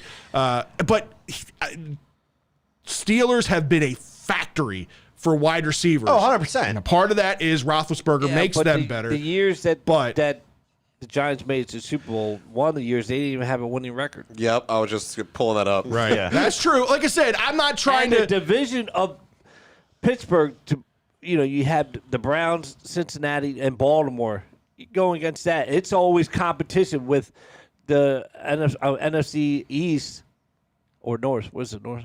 Yeah, Mario Manningham, another wide receiver That up there. division was trash. The the Cowboys were the Cowboys. The only thing they had to deal with was the Eagles, but the fucking Redskins were irrelevant. I will say that. So what Ben was able to do in such a competitive division like he is in the AFC North has been And he had arguably. to face Tom Brady. He had to face other elite quarterbacks, even Rivers, Russ, to get a few to times. the NFC. The only thing you had to worry about Right. in the NFC was Aaron Rodgers for the most part. Right. Okay. I mean, it's Early a in good his debate. Go ahead, career, Ryan. Brett Favre. Eli has a 500 win percentage. Big Yeah, Ben he- is at 667. Right. He's That's 66.7. impressive. Impressive. I'm just saying, apples to apples, when you compare who he had around him, especially from the skill position. I think it's, Yeah, they all crazy shit. think They were it's- all really good at football. You're right. Yeah, I think it's Ben. That is It's accurate. Ben, Eli, Rivers, no doubt in that order. I get what you're saying. I just don't think there are too many other sides that say Ben faced tougher opponents, had a better division. To David's point there, and I 100% agree. If Ben is first ballot, then Eli is as well, and that's why I'm saying I can see both Eli's sides. making it. I can Eli's see no, gonna no, make it, first yeah. ballot, not just a Hall of Famer. First ballot. Nah, they'll If probably both one be is, first they both ballot. should. I agree with Let that. me just tell you this. Good. Eli's first ballot because of his last name. That's the only true. reason. No, that's not the only reason. It's not the only one. No, I'm It's just a saying factor. that's So, all right, number so hold one on. factor. Hold No, on. it's What? number one, but can it's a you factor. Can you look this up real quick? Sure. One of you guys look this up while we're talking. Find out what the quarterbacks in the Hall of Fame. What is their winning percentage?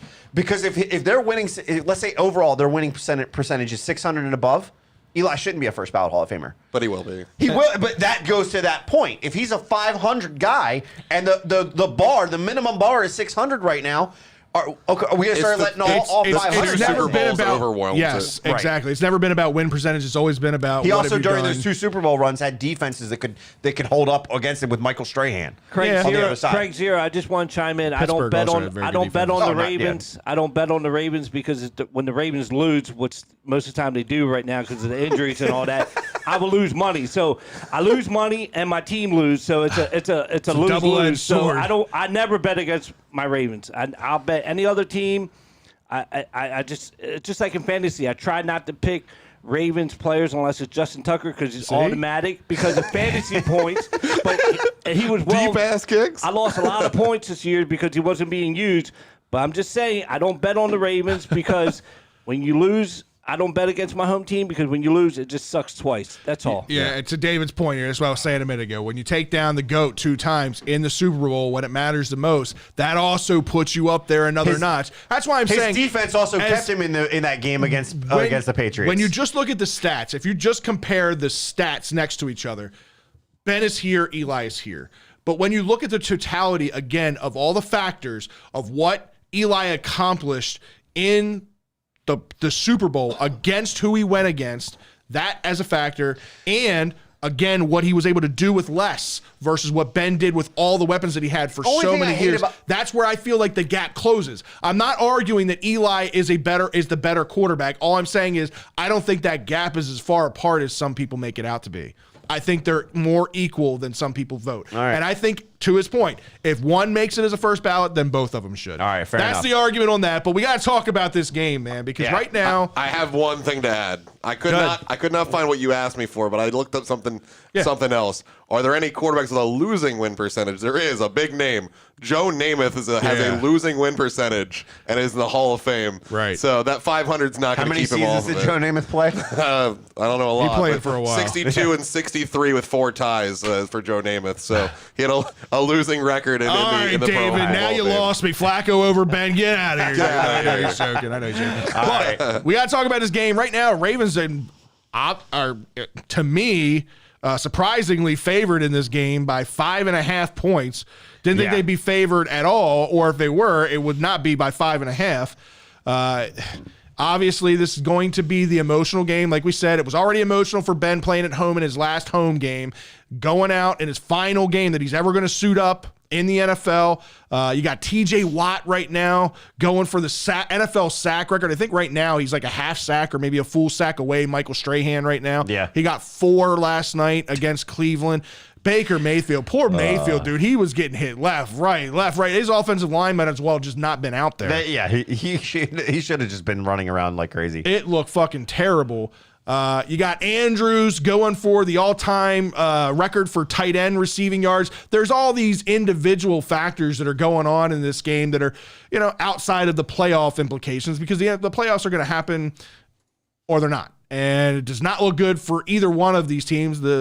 I guess mathematically the Steelers have a little bit better shot because of that whole bullshit tie thing. So they're a half game ahead of us right now in the standings. But neither one of these teams are going to make the playoffs. And if they do, neither one of them's going anywhere in the playoffs regardless. Right. But there are a lot of other silver linings out there. So for you fans that weren't there this past weekend against the Rams, get your asses out there. This is the last time you're going to see Ben Roethlisberger. It's the last time you're going to see, this end of this era of football.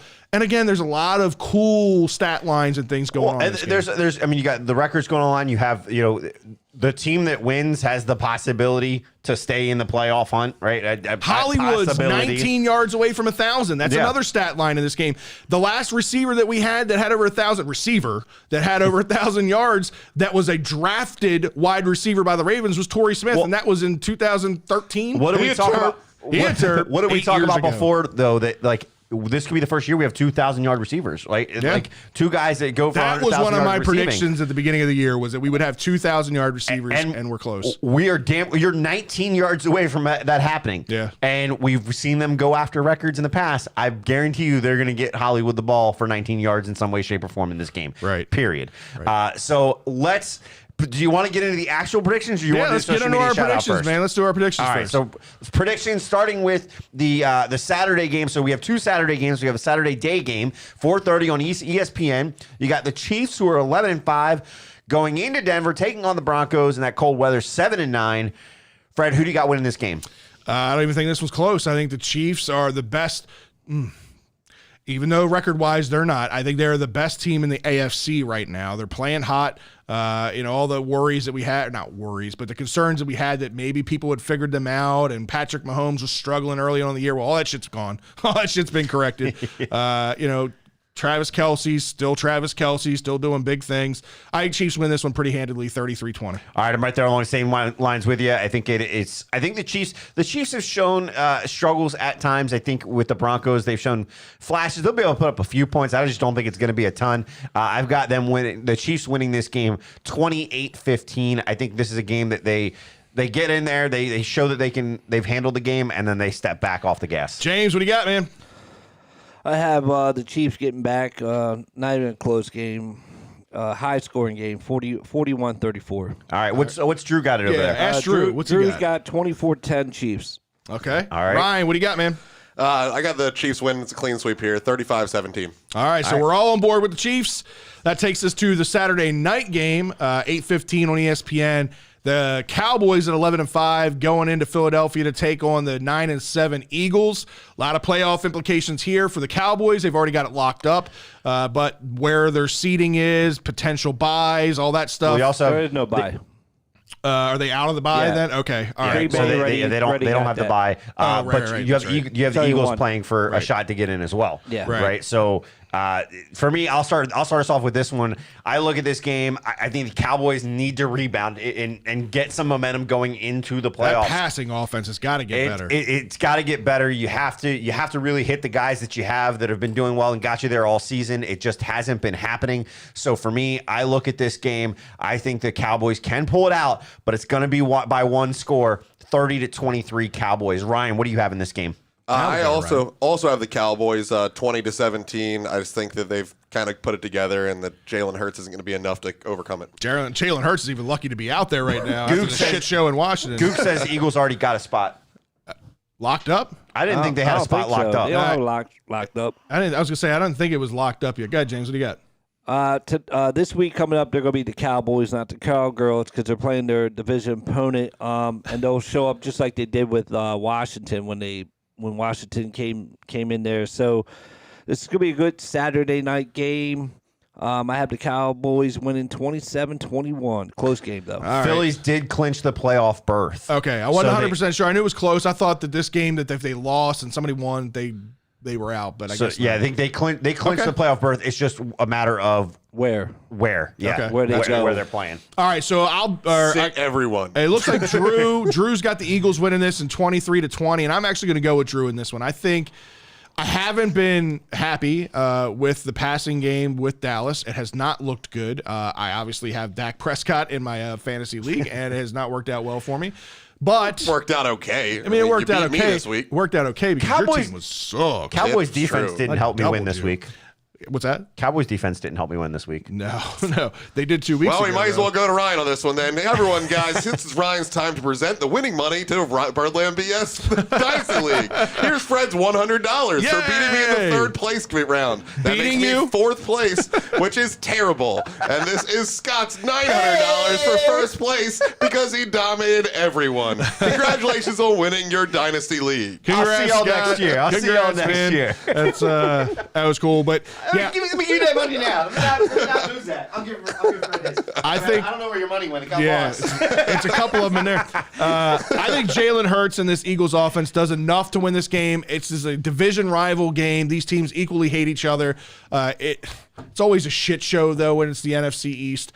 I think somehow the Eagles will win this game. Jalen Hurts will do enough, most likely with his legs, but they'll win 27-24. All right, let's go to the game that everybody here cares about. It is the Ravens as they take on the Steelers. 1 p.m. on CBS. I'm really, really surprised this wasn't flexed. Why? Why? To Big be Ben. to That's the be only reason.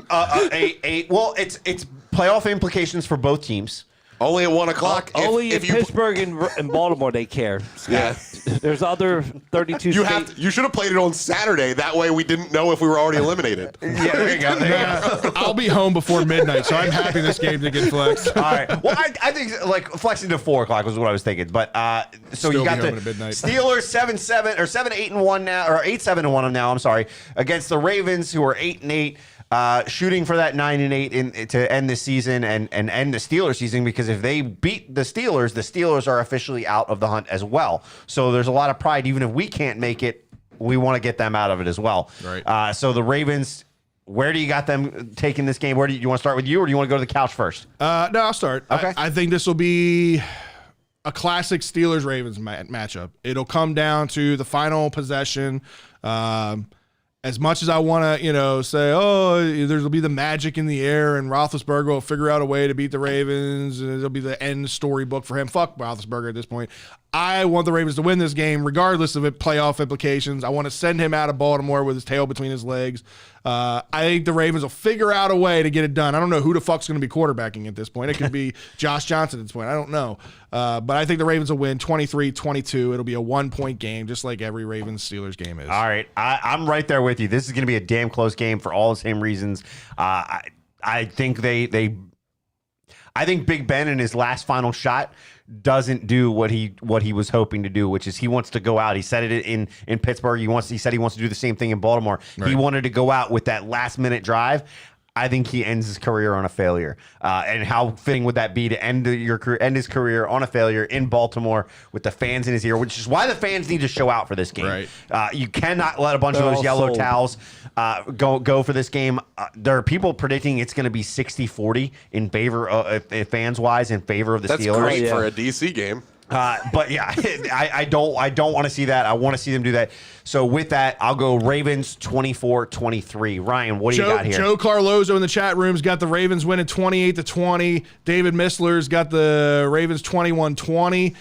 Chuck Summers got the Ravens 27-24. Says Harbs takes the last field goal and succeeds in overtime. It won't be overtime. Seems like go in overtime. But it seems like everybody's on the same page. It's going to be a 1-possession game below 7 points, somewhere in that 1 to 4 point range. Ryan, what do you got?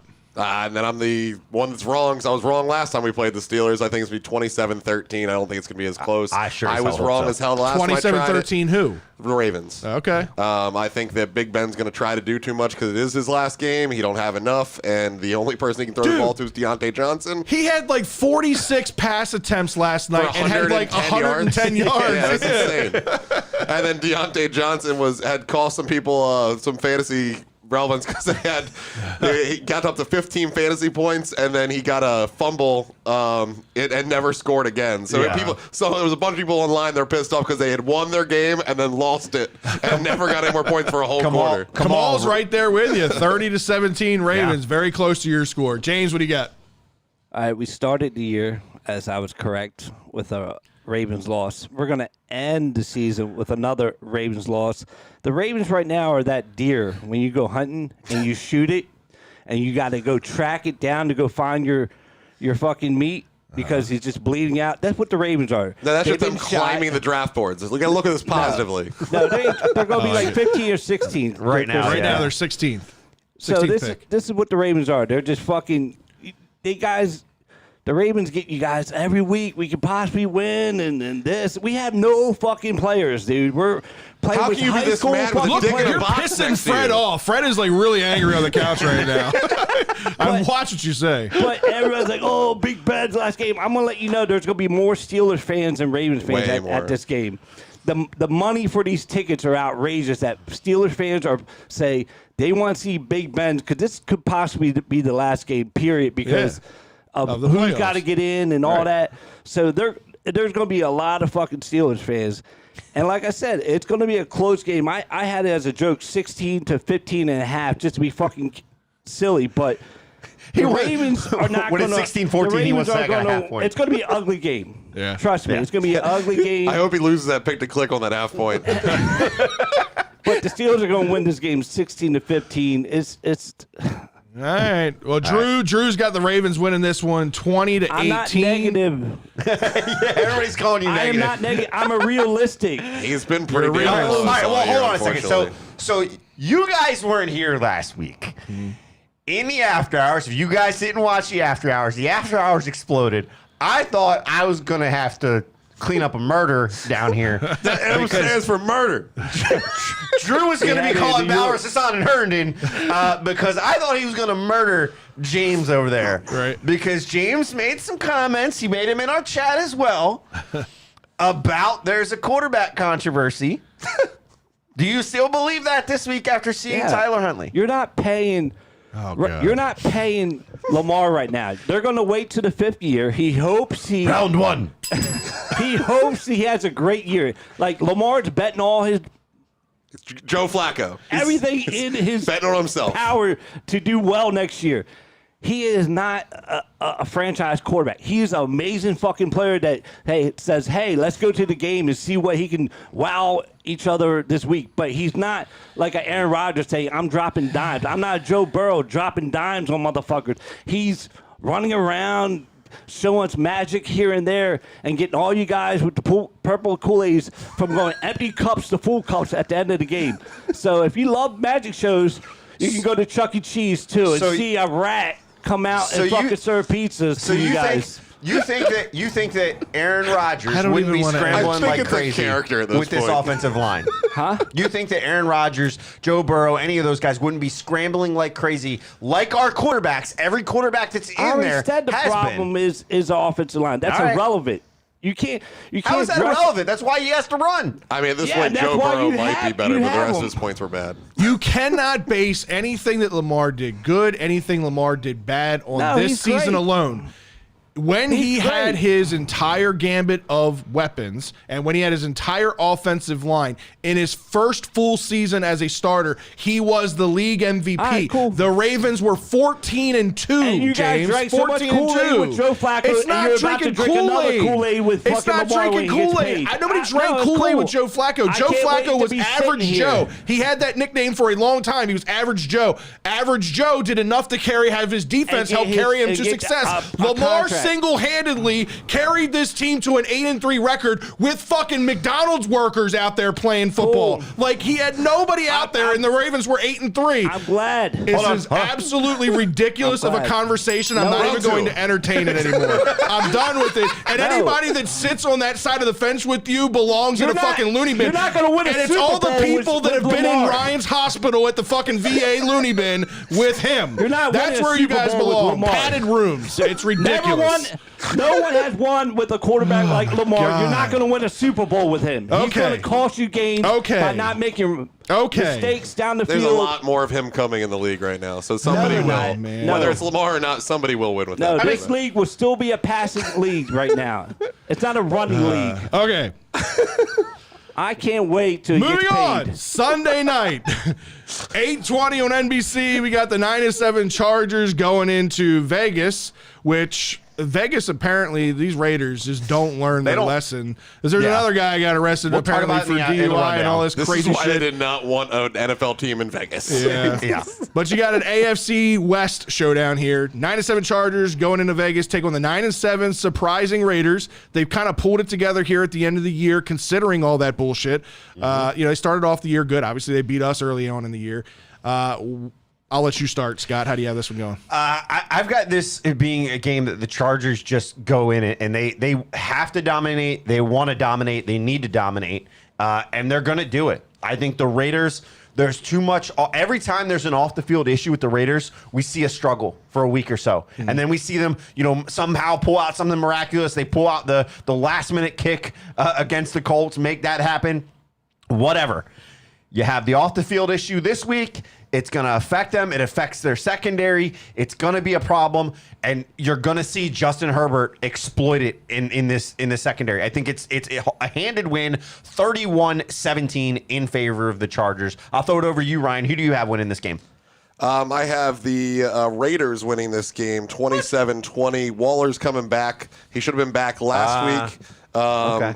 But the COVID took him out for that week. I think with Waller coming back, I think they'll have enough to take it out. All right, James, what do you got? I have the Chargers winning this game 37-27. Waller's been out for a while. It's just like any player coming back. He's going to be a little rusty, and Herbert's going to take care of business down there. All right, so I don't think this is going to be a very competitive game. Drew has Raiders as well, by the way. 27-24 for Drew. Only reason I'm going to pull this game close is because it's a division rival. But, man, we are going to be blessed with entertaining football in the AFC for a very long time. You got the likes of Justin Herbert, Joe Burrow, who's obviously doing big things right now. Obviously, Patrick Mahomes goes without saying. You've got all these young, some surprising. Mac Jones is Mac Jones okay. Look good. I mean, as long as Bill Belichick stays there, Mac Jones will have a successful career. There's just going to be a lot of good quarterback plays. Included in that group is Lamar Jackson, James. But and hopefully not Tyler Huntley. I'm glad you can tell the future. And who knows? Maybe even Aaron Rodgers is at as least a Steeler next year. That's all that matters. We'll see what happens. But I think Justin Herbert's the real deal. I know we handled him pretty well here in Baltimore, but the kid Weirdest just makes game of the year. He's just got a ridiculous he's got ridiculous arm talent. It's unreal. And he was not high on many teams' draft boards coming out of college. I know he's a first round pick, but a lot of people had a lot of question marks around him. And if you remember when they did the last year, the HBO special. Hard Knocks. Hard Knocks. When they did the Hard Knocks last year, where they did multiple teams, right? And they that was one of the teams they did. Right. And you saw head coach and Sean McVay? No. I mean, yeah, I can't think of his name either. Gruden? No, head coach for the Chargers. I can't think of his name. Anthony Lynn. Anthony Lynn.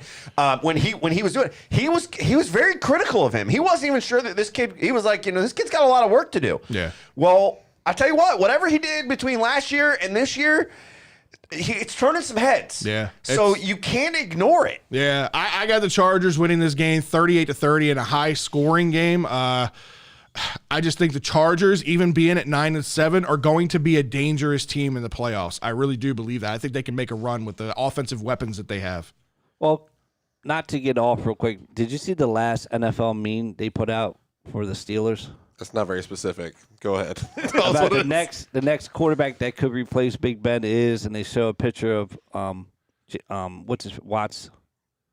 Watson? Deshaun Watson in a Steelers uniform. Could be. They have a history of taking rape to Super Bowls. So that's I talked to him about this before you guys came, and I was going to bring it up. So one of the things that about 2.5 weeks ago, you had Aaron Rodgers right before the Christmas break was on Pat McAfee's podcast. One of his really good friends, who's one of Pat McAfee's co-hosts, and AJ Hawk, was on there. The three of them were talking. He was wearing a black and yellow shirt. It was like a kind of a Steel City type shirt. He said, it's is there a reason you're wearing those colors? And he was like, you never know. It's a nice place, from what I hear. But and his buddy AJ Hawk says, I'll put money on it. He will be in Pittsburgh next year. They're also like joking because sexual harassment, Big Ben. That's why they threw it in there. Could be. It could be.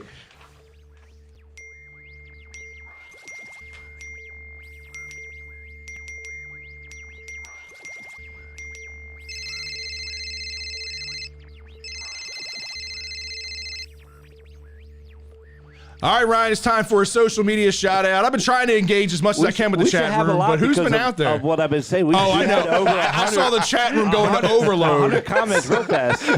Yeah, the character of James has kept people engaged. Yeah. Because we just have like the list of just like the OGs and the real Ravens fans right now. It's a little tighter than usual, but it's all fire. So we got David Missler, Chuck Summers, Kamal Porter, Nick Short, Craig Zero, David Missler, Samuel L. Jackson, said his name twice, so it's great. John Cougs, Drew Nickerson, Flock Nation, Joe Carlozo, Alex Sanchez, Joshua Walker, Alex Duvall, Garnett West, Stephanie Summers, and Jay Musante. Yeah. Drew Any good comments that we might have missed that we're floating through? Yeah, so Samuel L. Jackson was talking about AB needing CT testing. I was trying to pull up the real thing. The problem with that is, yes, you're right. The problem is it really isn't a test. All the testing is just cutting his brain open and seeing if it's there. So that's why you see like the Junior Seau, who committed suicide by shooting himself in the chest, and asked him to look at his brain, because there is no diagnostic for a living human being. I can tell you what, I don't need a machine or a medical diagnosis. That hit alone from Vontaze Burfict that he took was enough to cause anybody's CTE. Yeah, and that's the thing. And we're going to get into it in the after hours. This is one of our rundown topics. Yeah. So stay tuned for one of the rundown topics. We're going to get into that. But there's got to be an evolution here coming soon to start looking at that. Hopefully some research that's happening, because there's a few players, and I think he's at the top of the list of, if you could diagnose it while they're still alive, you might be able to save some of these guys. All right, Scott, it's time for the Liquor Stop Brew of the Week. What did Jerry and the crew hook us up with this week? So this week they hooked us up. We've had a few of these brews from this brewing company before. This is Mully's Brewery, and they're actually out of Frederick, Maryland. This is Bingo Bango. It is an American IPA, 6.8%. Pretty sure that's the Incredibles on there. It looked like it. Pretty sure. Yeah, it looks a lot like it. Almost copyright. It looked like it. I think the only thing is that Mr. Incredible is a little bit bigger. Yeah, that's true. So Mr. Incredible's like your size. Wonder Woman. Maybe he went on keto. Yeah, there you go. But typical IPA, not a bad taste, not overpowering. Probably one that I would have like one or two of. Yeah. That's something I'm gonna be sitting here down in. But some pretty good stuff. And there's the can from Ryan. We really appreciate it. Any good specials that they had going on? Any other end of year deals? They have, because end of the year and stuff like that, and you get different breweries doing new stuff. one of the things we've talked about, some of the deals that they're running. Yeah. I can't even go over all the deals, dude. You got to go up there. You got to look around the entire store. He has stacks upon stacks of stuff that is just $15, $16. Because what Jerry and the crew do is they work with their distributor to determine, what are some stuff that you guys got in that's, really not selling maybe elsewhere. Bring it in. I'll take it, and he sells it cheap. He sells it cheap. He makes money, and it's good beer. A lot of it. We've had a lot of them on this show. A lot of the stuff that we've talked about is in there. So make sure you head up to the liquor stop. Tell them Birdland BS sent you. Get your 10% off. All right, fellas, it's time for some shell and tell. And you need to make a phone call, my friend. I've already got him on the line, man. Look at you moving. This is a special episode of the Shell and Tell Birdland style, as we've got Mr. Inside Black and Gold, Mr. Ahmed Gafir himself. Ahmed, welcome to the show. Fellas, what's going on? Not a whole lot, man. How are you? You fully recovered from the New York trip? Yeah, it was definitely a long trip, but well worth it. I mean, it was definitely a good time, and the game went just as we expected. So Yeah. definitely good experience. Well, hopefully your pockets got a little deeper, because Ryan's and I's did. We put a couple $100 down on the Terps winning over Virginia Tech in the Pinstripe Bowl. They ended up winning 54-10. The spread was what, Ryan? 3.5. 3.5. I mean, all day long you take and that. somehow we were nervous enough. We're like, anything we need to know? I'm putting money down. We did not need to worry with that giant ass kicking we handed them. No, not at all. I definitely expected Maryland to win, but I did not expect it. Maybe in a 44-point fashion. Right, exactly. Yeah, 14 was about what I was expecting, honestly, even after we knew everything. But 44 was a welcome sight. To that point, man, most points scored by a Power 5 team in any of this year's bowl games. Ohio State was a close second with 48. Again, I fully expected Maryland to win this game. I fully expected them to win by a touchdown or more, but to win by 44 was unreal. And I got to say, this wasn't just an offensive game. It wasn't just a defensive game. You know me, I went into this game and I said prior to the game. I laughed at him. He did. He laughed at me, Ahmed. I said, the difference maker in this game has got to be special teams. It's got to be an impact in the positive way for the Terps. And man, was it ever. And it started early in this game. Yeah, exactly that. And I think that's kind of the perfect ending for this team, because, for not only did special teams, play well, but for special teams to open the game scoring, to get things started, to get Maryland in control of this game. I think that was really big. But like you said, it was just really in all three phases. Obviously, like we've mentioned, Virginia Tech's depth was pretty limited in that game, but right. Just for Maryland to go in and take care of business as they expected, as was needed, definitely just a perfect ending to Loxley's third year. Right. It started early with that Tahib Still return for a 92-yard punt touchdown, something that we hadn't seen an explosive play, again, from special teams at all. And to happen so early in this game was great. You knew things were going to go good. If it started early like that with special teams, Ryan, you knew things were going good. Got you pumped up, got your dad pumped up.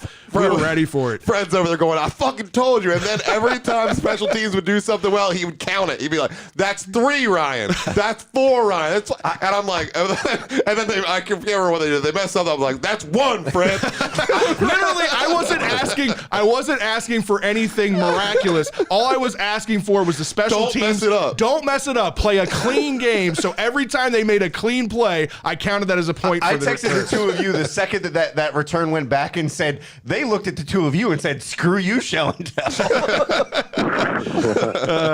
But man, the offense, it took them a few drives, I think, to kind of get a little comfortable. Yeah, it must have been some nerves there. It took to get a couple conditions there where they just turned the 3 and outs, right? Right. But once they got rolling, though, man, it didn't stop. It was 6 straight possessions, including 4 touchdowns and 2 field goals.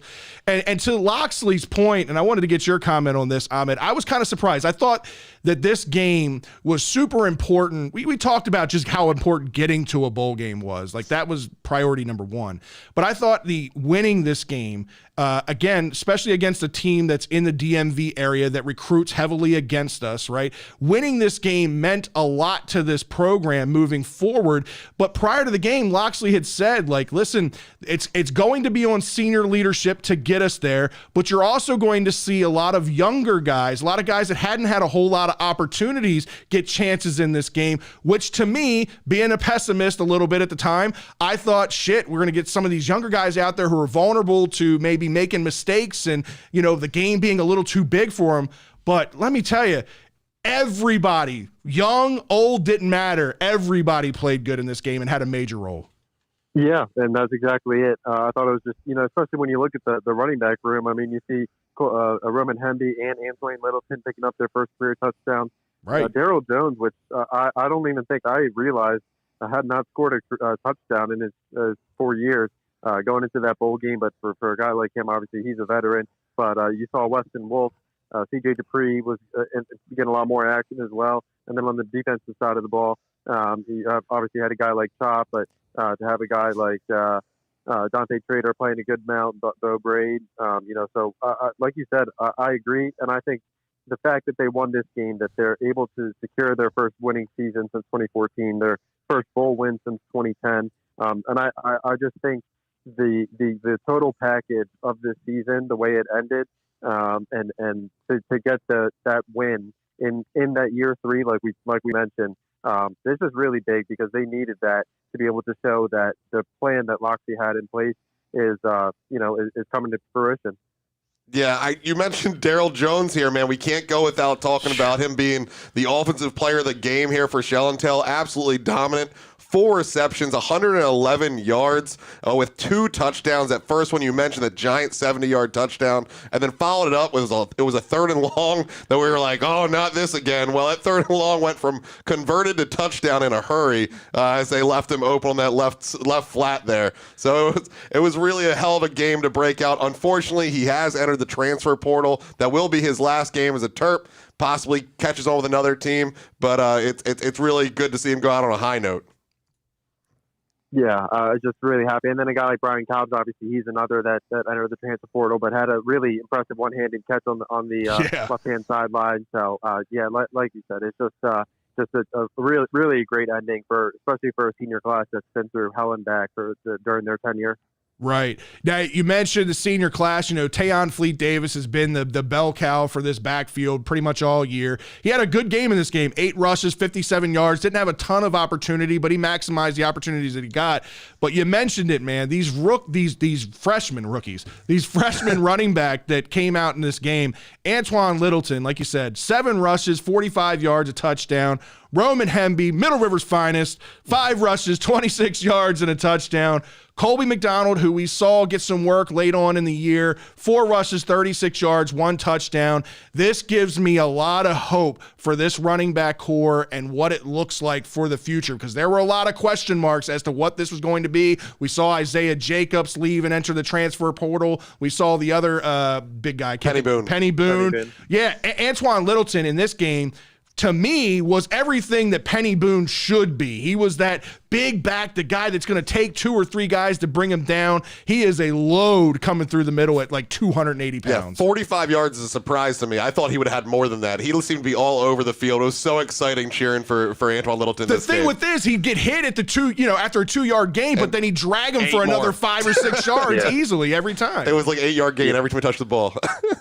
Yeah. Antoine also, he's a guy who did a really good job of just trimming down his body and getting in shape kind of leading into the season, and then obviously through the season to kind of prepare himself for an opportunity like this. But like you said, just for these younger guys, going into next year, like you said, Colby McDonald, maybe you could make the argument is the most certain guy of the group, but to know that those 3 are coming back with Challen obviously leading the way, and then adding a guy like 4-star Ramon Brown, but like you said, just this freshman trio definitely looked really good, and Littleton, just for a guy like that, looks super light on his feet, and just be able to pick up those yards after contact. That's exactly what Maryland needs. Absolutely. And then we had some concerns with Talia. Sometimes, like we've said multiple times, when the spotlight gets big, he tends to, kind of get a little nervous, and he plays a little fast, and sometimes he makes his mistakes. So I wasn't sure how he was going to look in this game. This is his first bowl game as a starting quarterback. Again, the importance surrounding this game.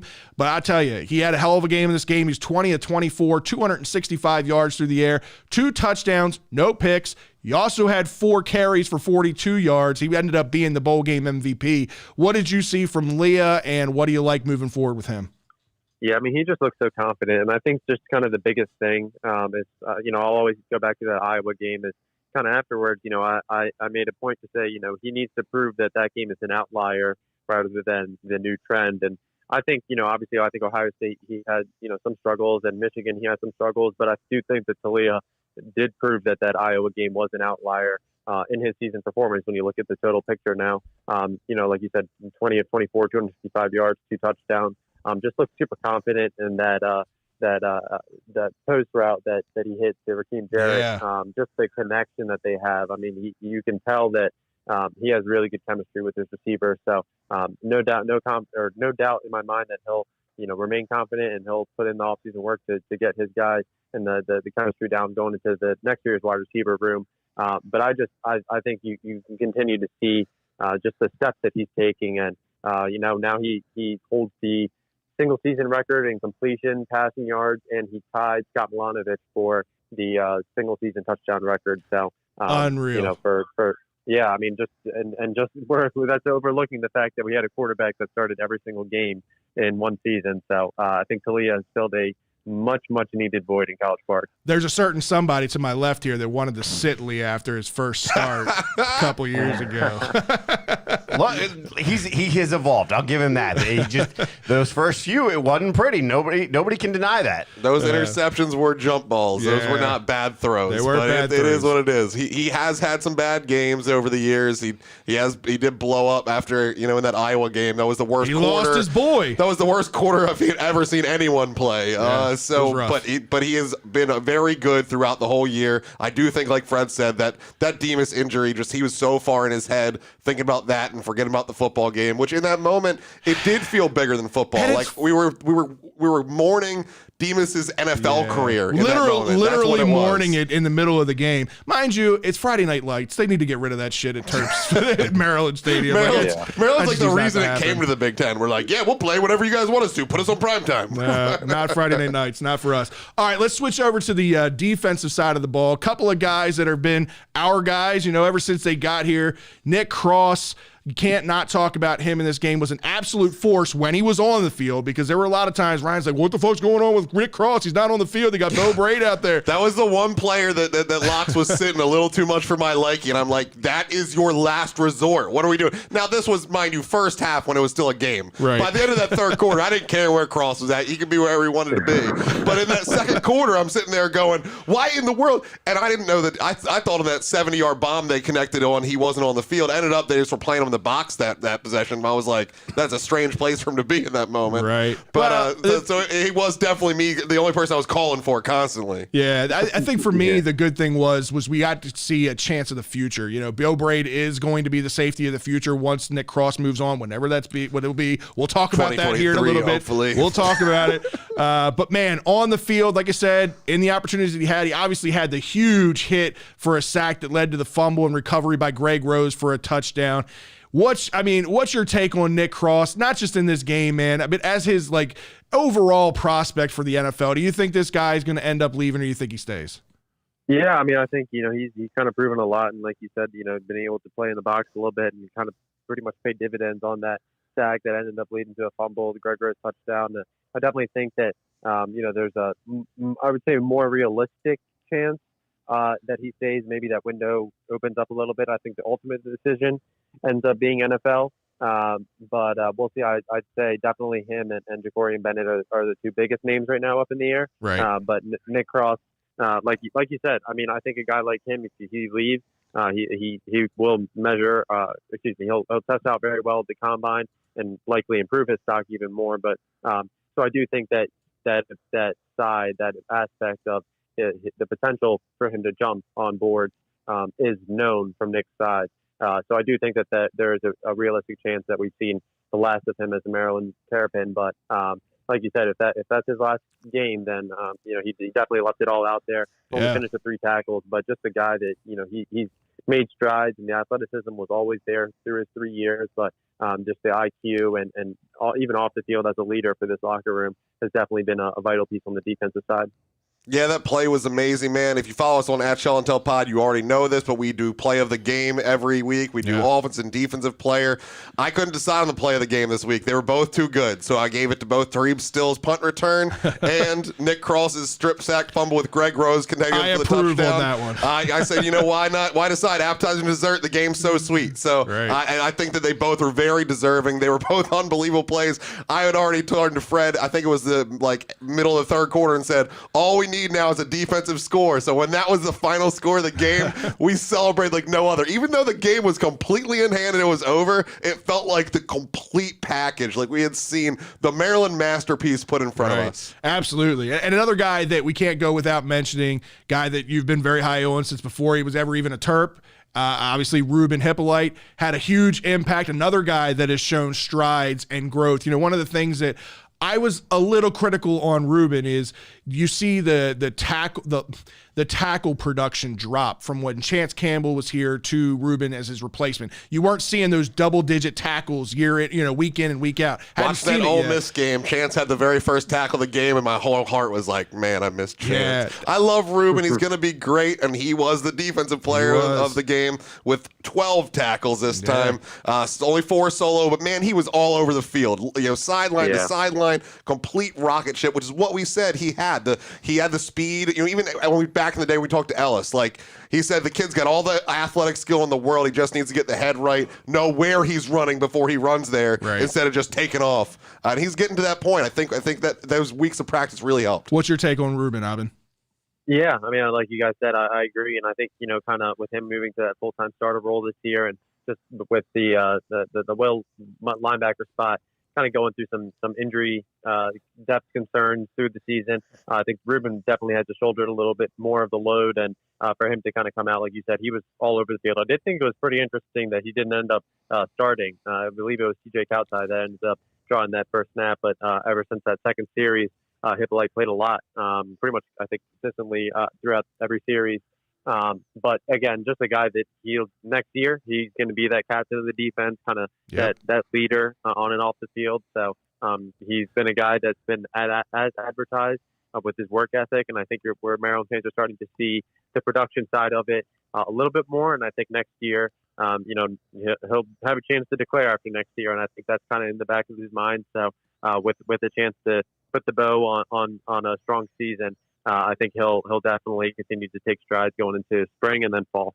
I'm excited, man. I'm excited to see his growth. It's like you said, it's improved not just year over year that he's been here, but week after week, game after game. He's looked more complete player. The game's kind of slowing down for him. So I'm excited for next year. I know for sure we're at least getting one more year out of Ruben, so that excites me.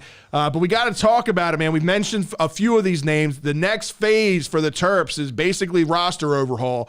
You got transfer portal departures and arrivals. You got the guys that are deciding whether or not they're going to take their NFL chances or whatnot. Couple of guys for the NFL that have already made their decisions. We know tight end Chigakonkwo, he is going to be going to the NFL.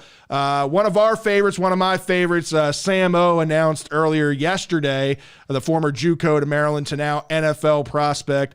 Third team All Big Ten this season, 55 tackles, 8.5 for loss, 6 sacks. Sam O was a difference maker on this defensive line, an underrated guy that not a whole lot of people talked about. To grow from where he was to NFL prospect is huge for this guy.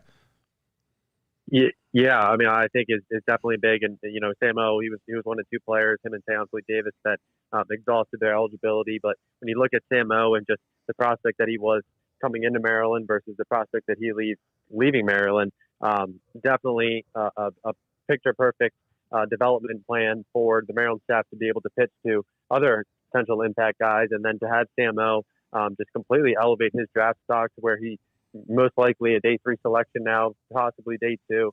Maryland was able to play him a lot more in space against Virginia Tech in that bowl win. So definitely a guy that he was a big piece, was probably the biggest piece along that defensive line all season. And then you look at a guy like Chig at the tight end position. We forget that Maryland pretty much avoided the tight end under Walt Bell, the DJ Durkin era. So to have that tight end back, the receiving threat, and especially for a guy like Chig who shouldered the load and ended up being a really vital piece in the passing attack once Deshaun Jones and Dante Demas went down. Definitely big. And it's a win for Maryland because at the end of the day, you want those players to go to the NFL, do well. You want more players in the league. So Maryland has some pieces to replace both of them, but both of them more than deserving to continue on with their football careers. That's really great news. I heard you saying the day 3 to possibly day 2, because in my head it was a day 3 to possibly UDFA. I knew that he would get on a team somewhere, but that's more the way I was leaning. So you really think it's more of the day 2, day 3 scenario?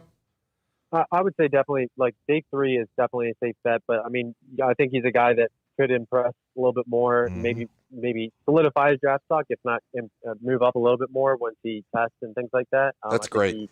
He does move pretty well, so I think that'll be something to watch. But I definitely think, kind of coming into this year, didn't know if he would be drafted, but I do think that he has a very, very good chance of getting drafted now. Yeah, I mean, the beauty part about him is that you can line him up anywhere on the defensive line. You can line him up at 0 technique all the way out to 9 technique if you need to. He's a very versatile defensive lineman, and I think a lot of NFL draft scouts will see that at the combine. I think another thing that you got to look at from the perspective, if you're trying to look at a guy that is not necessarily not a full project like an undrafted free agent might be, but a guy that might be a little bit of a project just getting him to the NFL level. This guy's coachable. He went from being a JUCO athlete to being in the Big Ten and performing at a high level in the Big Ten. So I think it just goes to show you that this kid's coachable, and you're going to have some NFL teams that are going to look at that. And to that point, especially with this draft not being quarterback heavy, they're going to be looking at some of these defensive players that maybe could have some disruption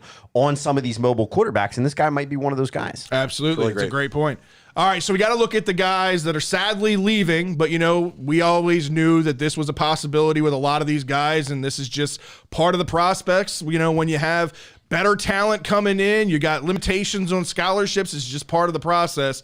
One of the names, we'll start at the quarterback position. One of the names we weren't sure how it was going to shake out, Reese Udinsky. He had super expected, super hurtful. Yeah, it is. It's hurtful to not have that insurance policy behind Leah, but he's only got 1 year of eligibility left, so he wants to go out there and play. He wants to be an impact player, which he can be. I mean, Ahmed, you've talked about Reese in previous episodes that we've done and the talent that he's shown on the practice field, but this is a guy that's going to go to Richmond and I think do big things there.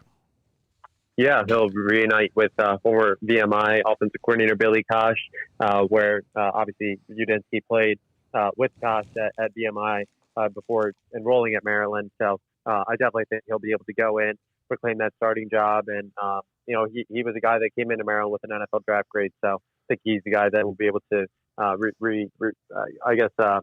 emphasize that once more and remind NFL scouts what he's capable of doing. Like you said, he wants to play in that last year, so completely understandable with Leah coming back. Absolutely. Now, we know with all the signing day names that we mentioned with wide receivers coming in, we had a bunch of names coming in and a lot of guys that I was thinking, how the hell are these guys going to ever see the field with all the wide receivers that we potentially could have come back? Well, we got our answer as we ended up losing 4 wide receivers to the transfer portal. We'll start with the senior guys. Wide receiver Carlos Carrier, Brian Cobbs, Daryl Jones, all gone. Those were guys I think that were expected. Again, same situation. They're not going to see a whole lot of playing time here, want to get playing time as much as they can in their last year of eligibility and going elsewhere. They all gave us one exciting game to just wonder what if. If this would have been, without the Carlos Carrier game versus Indiana, without the Daryl Jones in the bowl game, we'd just been like, okay, have a good day, see you guys later. But now there's just enough to give you that, oh man, it kind of hurts a little bit, but we have plenty of talent. Right. Yeah, exactly. And I mean, like you said, all 3 of those guys, they were seniors, so they had that extra year to be able to play elsewhere. And I think if you look at, Carlos Carrier and Brian Cobbs, you could definitely mention that, those are probably the 2 that would have been most likely to return, with Cobbs, just given how impactful he is in the locker room. I would say maybe more likely, but like you said, just all of them could potentially go elsewhere, maybe to a Group of 5 school, and secure a starting spot with Dante Demas, Deshaun Jones, Jacob Copeland coming back, Marcus Fleming, and then obviously some of the younger guys. It's understandable to see some of these older guys look elsewhere. Yeah, unfortunately, that's the way the recruiting game works. When you get some of these big, young, talented guys, you got to promise them playing time. And unfortunately, there's only so many starting wide receiver spots. So unfortunately, you got to cut the bait somewhere. And these are guys that are going to get better opportunities and more catches at another program. Yeah, well, you mentioned young. We did have an underclassman enter the transfer portal. We do have Nick DeGennaro.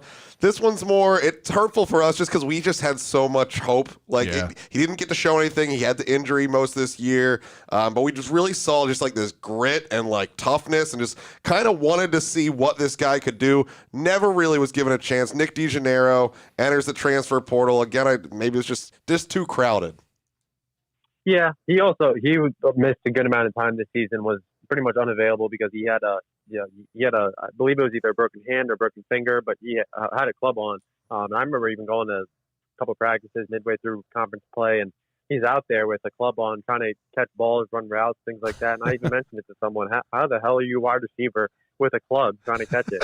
So that definitely hindered his chance to get on the field this year. But like you said, just with some of these veterans coming back next year, and obviously with Copeland coming back, I think a guy like Nick DeGennaro, there's maybe one or two more that maybe the path to playing time next year isn't as likely. And, you saw a guy like Ty Felton really taking some of those smaller reps that possibly Nick DeGennaro could have taken. But I do think it's kind of interesting because even coming out of high school, the buzz about him with the Maryland staff was that they really liked him. They thought he was very underrated given his speed out of the slot. So I think you definitely have speed guys like, maybe Marcus Fleming in the room.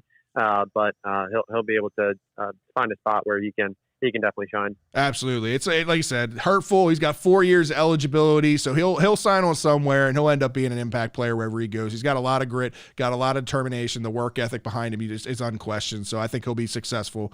I think one of the names that was a little bit surprising to me that left, offensive lineman Evan Gregory. I didn't hear any rumblings about him potentially leaving, and it hurts, obviously not having that depth there. It's a lot of size. We do have some pieces coming in, some freshmen. I don't know how many that are going to be ready to play and fill in that kind of depth right away. But that's a big piece to lose, in my opinion. Yeah, I think it was kind of interesting just because when you look at Evan Gregory when he was coming out of DeMatha, he was a mauler out of the WCAC.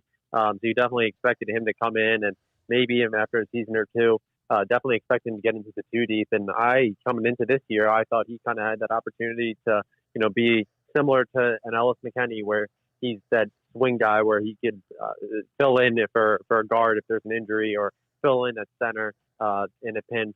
So I thought that he kind of had that opportunity to play this year. And obviously, you saw DJ Glaze playing both left and right tackle at times this year. You saw a little bit of Amelia Moran lining up at guard. So I think if he was going to crack the rotation, it was going to be this year. So I kind of mentioned on the site, a lot of people that I expected to leave were the guys that maybe the path to playing time wasn't as viable going into next year. And if Gregory, like Ryan, you said, he's a guy, plenty of size, local guy, never gets in trouble, great kid you want to have in your program, but just definitely have some other guys on the roster right now. So wish them the best of luck.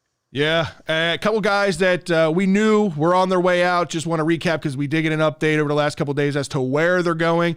Guy we were kind of shockers on both of them. Well, yeah, shockers on where they're going. I know we were still holding on to a little hope with one of them. Brandon Jennings, linebacker, ends up leaving and going to Kansas State, which is a little bit of a shocker to me. Now, the other linebacker... It was Indiana, which was the rumor. Right. Yeah, to go with his brother. The other linebacker, Terrence Lewis. Now, I know he's from Florida, but there was a lot of rumors that he could potentially be going in Miami, which was heavily recruiting him when he was coming out of high school. Ends up going to the state of Florida, but ends up going to University of Central Florida. Were you surprised with Lewis going there?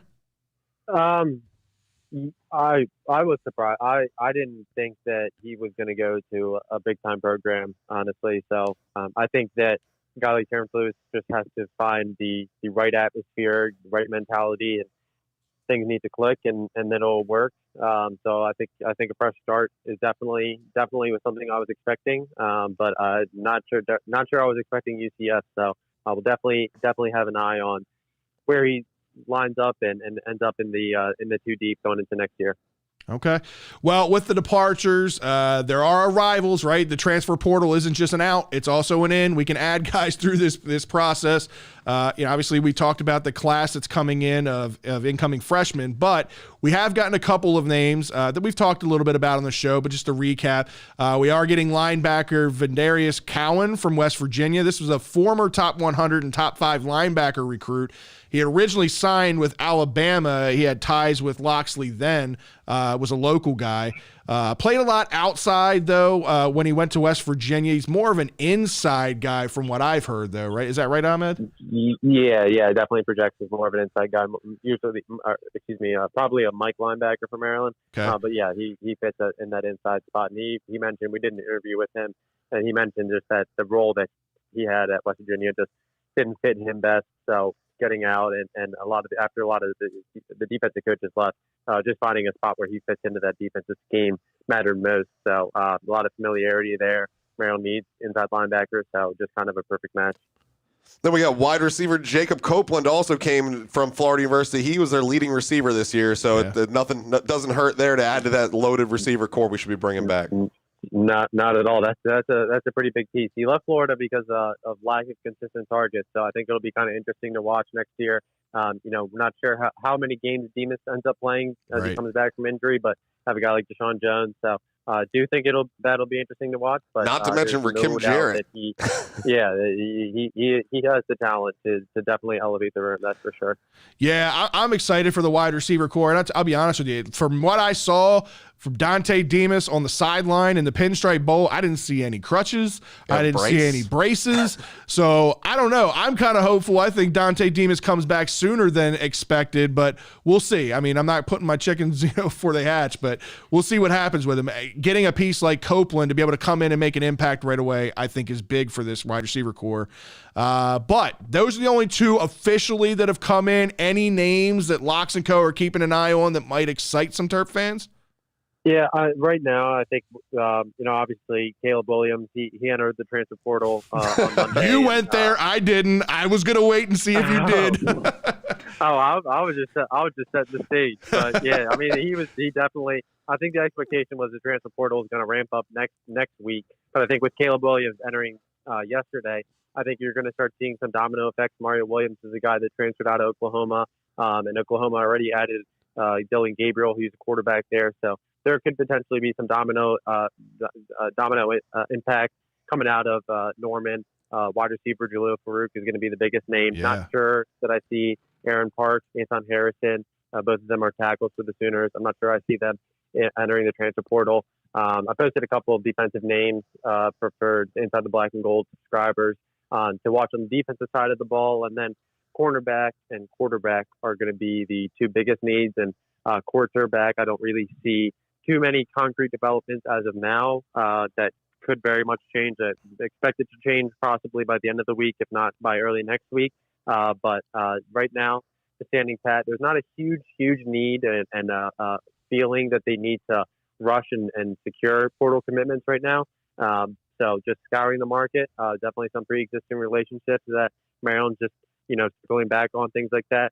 But so far, so far so good. Are we even allowed to take commitments right now since we're still over the roster limit? Like we haven't had enough people leave? Yeah, they can, because I mean, there's the staff still has a pretty good idea of some guys that could potentially be leaving. I mean, there are guys, like Ja'Cory Bennett, Nick Cross, those are guys that they could leave. So if they do leave, that could obviously change things. So Loxley and Co, they have their contingency plans. Guys, if they leave, here are 3 names that we want at safety or corner, things like that. So, you can definitely reach out, just set the expectation on both sides and then kind of go from there. So you've mentioned Nick Cross and Jordan Bennett multiple times, but I haven't heard you say Mosley. Should I just get off my pedestal and he's not coming back and I should start mourning already? No, I think Jordan Mosley, I've actually predicted, I think that he's going to end up coming back. He's just a super quiet guy. I think he will, and I think Jordan Mosley is probably the most likely between him and Nick Cross to return. And I think that'll be a big piece because I'm really comfortable and I really like the tandem of Bo Braid and Dante Schrader back there. but just to have a guy with a little bit more experience on the back end would definitely help. So we'll see. I mean, it kind of all this stuff pretty much changes. feels like changes daily. But as of now, I definitely expected Jordan Mosley back next year. Sorry, John Googs out here. Imagine Caleb with Demas and Copeland, Jarrett and Jones. Let's imagine Leah with these boys. It's gonna be great either way. Yeah, my God, Caleb Williams looks like Superman out there. He was everything we thought he was going to be. Yeah. So sure, but come on, it's going to be great either way. Let's not hold on to start preaching out there and get Leah mad and have him leave. That's what I was going to say. Loxley has worked so hard at building his reputation up here and building the just the image of the program, what it's going to be. He's been very loyal to his guys. Leah is obviously one of his guys. As great as Caleb would be, I just don't think that that's anywhere near a reality for Maryland. There's so much money out there for beyond the money. I was going to say the money is a whole other factor. So that's a pipe dream. A pipe dream. Yeah, and then the NIL stuff is just really just changed the whole dynamic, whole outlook of college football. But I have no doubt that Loxley and the staff are going to reach out and talk to the people in Caleb Williams' camp. That's just there's no way that you're not going to just monitor. I mean, at the end of the day, a lot of those guys are local, they're friends, things like that. So even when you're checking on other guys, there's going to be overlap. But like you said, we got to remember that Caleb Williams pretty much told Maryland no, and then Talia came to Maryland, and that all happened. So the Leah stuff was kind of all happening well before he transferred to Maryland behind the scenes. So I just think that with Leah here, I just don't see Caleb being realistic with Maryland. Yeah. So we'll see. This NIL stuff, man, we got to hope Port Covington does awfully well. Everybody get down there and volunteer your free time and play security guard, buy your Under Armour stocks, do what we can because we need a lot of help in this NIL race. Absolutely. Yeah, this shit is insane. Absolutely. Well, some names that we know for sure are staying for one final ride. We mentioned Dante Demas. He's going to be coming back. We don't know when, but he is back. 2 cogs on that offensive line, which huge makes me happy. I think makes Leah very happy. Jahari Branch announced that he's going to be returning. Also, Jalen Duncan, who I think had obviously the most pro prospect, a potential of leaving. He's returning. That's huge because this offensive line grew so much as a group. Obviously didn't have, knock on wood, didn't have any issues with injuries this year, so they got a lot of time to gel and work together. All that's going to do is improve for next year. I'm really happy to see these 2 guys coming back. Yeah, I am shocked. I was shocked to see Jalen Duncan because he was definitely the guy that I was most expecting to declare for the NFL. Jahari, I thought there would be a chance, but thought that with him being able to start every single game through his 2 years at Maryland, he'd have a strong chance to get drafted at the next level. But I was talking about it with one contact. Just when you think back and look at the strength and the talent returning, the experience on both sides of the ball, it's really impressive. And I'm not sure Maryland's had an offensive defensive line like this probably in 10, 15 years. But when you think about just taking that next step, I mean, Maryland even went from allowing 4 sacks to 3 sacks a game from 2020 to 2021. So then when you add a guy like obviously Jalen Duncan locking down the blind side again, have DJ Glaze coming back, and then Jahari Branch with all that experience, working with Eric Harris all off season. That's a two huge pieces for offensive line coach Brian Braswell. I can't remember the last time we had a whole line come back together. I can't. I'm sure it's happened at some point, but I don't remember it. Yeah, it's true. Now, on the other side of the line, on the defensive side, a name that I was happy to see come back, a guy that, if you look at the stat board, nothing's going to wow you about the stat board, but he was a key cog in the middle of this defensive line. Year. But he played through so many of those injuries and still showed up, and was a very important piece. Ami Finau is returning, 40 tackles, 1 sack, 1 forced fumble. Again, not a whole lot of stats to wow you, but his impact on that defensive line can't go measured. Yeah, I mean, that's huge. And like Ryan said, I mean, he was really hurt all year, him and Mokite, and played through it week in, week out. It's a lot of practice time so they could rehab from those injuries. But it's just a really big piece. And I think, like you said, you watch the film, and it shows you different perspective on Ami than the stats would show. So I think, again, it's a really big piece. And then I looked back to a couple weeks ago when Moxie mentioned, I think it was when he was asked about Dante Demas, he referenced Sam O's development from 2020 to 2021 as reason why a lot of these seniors who have an opportunity to return will end up returning, because some of these guys who might be fringe NFL prospects, they have a chance to come back, solidify their stock, and then definitely either go from undrafted to third round or day three to day two. So definitely a big piece. And like I said, just with that returning talent along the defensive line, just will always be appreciating College Park. Absolutely. And like I said before, and I've said many times, it starts and it ends with trench play. Like, you can have all the skill players you want on the offensive side of the ball, but if you don't have time to get rid of the ball, you don't have time to make those reads. Leah is not as successful as he was this year.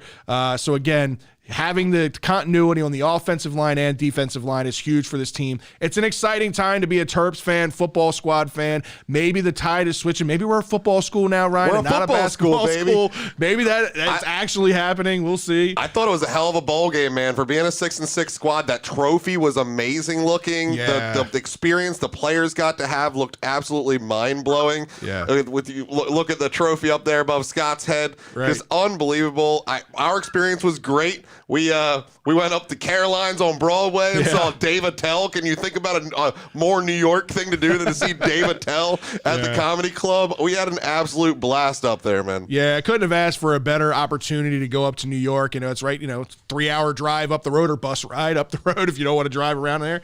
Had a great time. Like you said, I think the kids just were super excited. A lot of these kids had never played in a bowl game before. Actually, none of them, I don't think, had ever played in a bowl game before.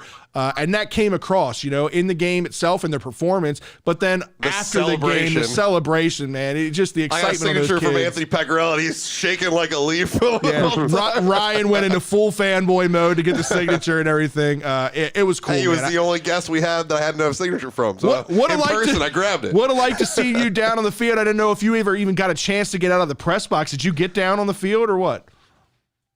I did not. I was pretty much in press box the whole time, and we had the press box is actually outdoors. So every 10, 15 minutes, I was pretty much going in the back room, and I think at halftime I was transcribing back there. But the Yankees, shout out to the Yankees. I never thought I'd see that word because they had a full-on buffet. I mean, we're talking like stewed beef. We're talking stuffed shells. It was like an absolute. You could have anything you want. They had burgers, hot dogs, everything. That's awesome. It was pretty wild. But yeah, it was pretty much press box, and then just did press conference, and then I unfortunately had my bus at 8:15, so I was right on out of there. Oh, I have to send you a picture because speaking of buffets, Ryan and I also had a buffet experience. We literally got a bucket of chicken tenders and a pound of French fries. 5 pounds. We each got one. Oh my God! Yeah, it was insane. I split mine with my father, but Fred housed his. Yeah, I have never seen something like that on a menu. I'm the guy that's like, they've got this ridiculous burger on a menu that nobody in their world is going to eat. I gotta order it just to see it on a plate. That's how this bucket was. It was literally You're the guy that does the 72-ounce steak challenge. 100%. Yeah. If there's a way I can get my picture on the wall for eating a 72-ounce steak, I'm doing it. That's just me. You don't get this big by eating a 3-ounce steak. No. Big Texan, by the way. That's a restaurant. Go there. All right, but we did mention. Go ahead. I'm going to need to see that picture. I will. I'll send it over to you. But we did mention basketball, so we got to talk a little bit about that. We'll be quick on this, as they did end up playing their first road game last night against Iowa in the Big Ten. Didn't go well. They ended up losing 80-75. It wasn't all bad. They're now 8-5 on the year, 0-2 in the Big Ten. We're a football school. It was a pretty good game until the end. They cut the lead down to 2 with 10 seconds left, but they just, Iowa's made their free throws, so they couldn't get over the hump. What I liked about this, I don't know if you got a chance to watch this game or not, but what I liked about this game were the adjustments that Danny Manning made in this game, especially defensively. I mean, they switched from a 3-2 to a 2-3 zone, half-court press, man-to-man. I love the in-game adjustments. This is something that we didn't see a whole lot of during the Turge era, so I personally like that. I don't know what your take is on it. Yeah, exactly that. I thought just coming out of that under 12 timeout, I think at that point it was 24-15 or 24-12. But really, just from then on, it was just a complete different ball game. I think that was the first time this year that I saw Maryland become good defensive team against. Yeah, I mean, we got to remember Iowa was the number 2 scoring team in the country, Right. And then Keegan Murray was the NCAA's leading scorer, and obviously Maryland didn't do enough to stop Keegan Murray. No. But to limit Iowa like that, I think when Maryland was coming back, Iowa was shooting 1 of 7, 3 of their last 10, 2 of their last 12.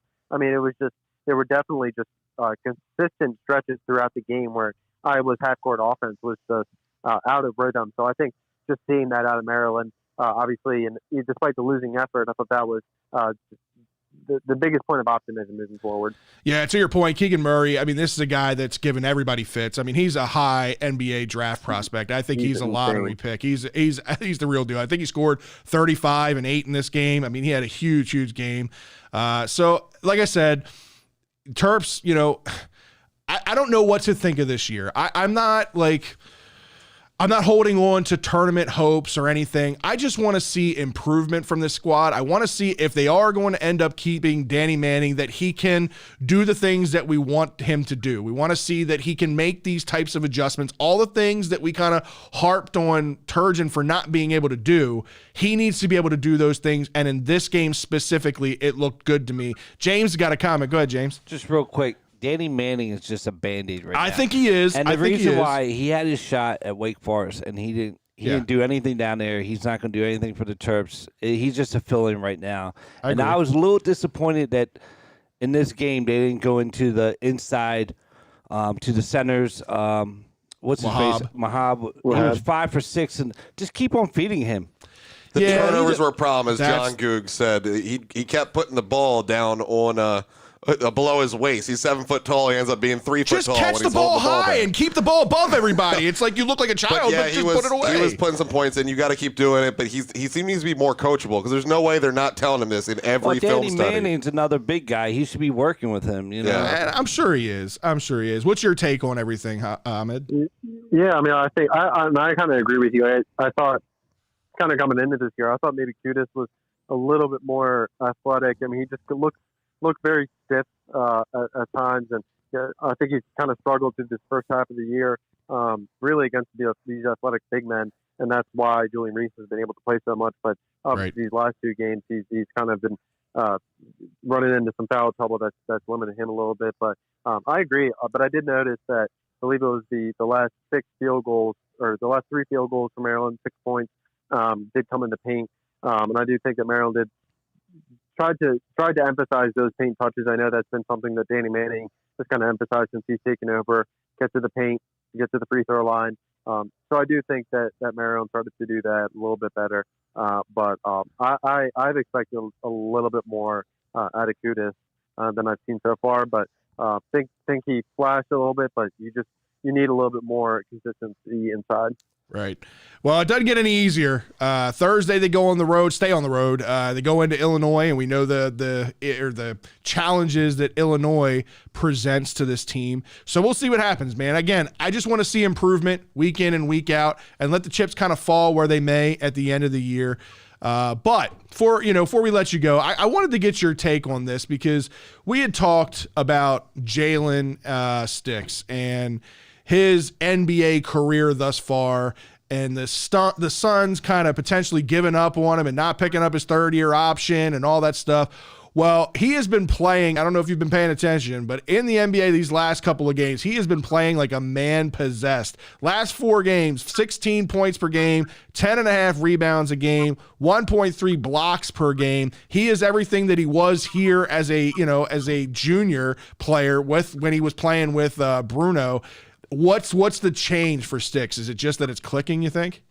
Yeah, and I think a guy like him, and that's kind of maybe what Maryland fans realized when he was drafted 10th overall, is that may have been a little bit high, and I think that kind of sets the maybe unrealistic expectations, because when you look at a guy like Sticks, even if you look at his freshman-sophomore transformation, he was able to take that step. So when you look at Smith, obviously this year, the NBA is being ravaged with the COVID absences, things like that. So a guy like Smith, a guy like Aaron Wiggins, it's a chance for them to really step up and take advantage of the opportunity. And, Jalen Smith did exactly that.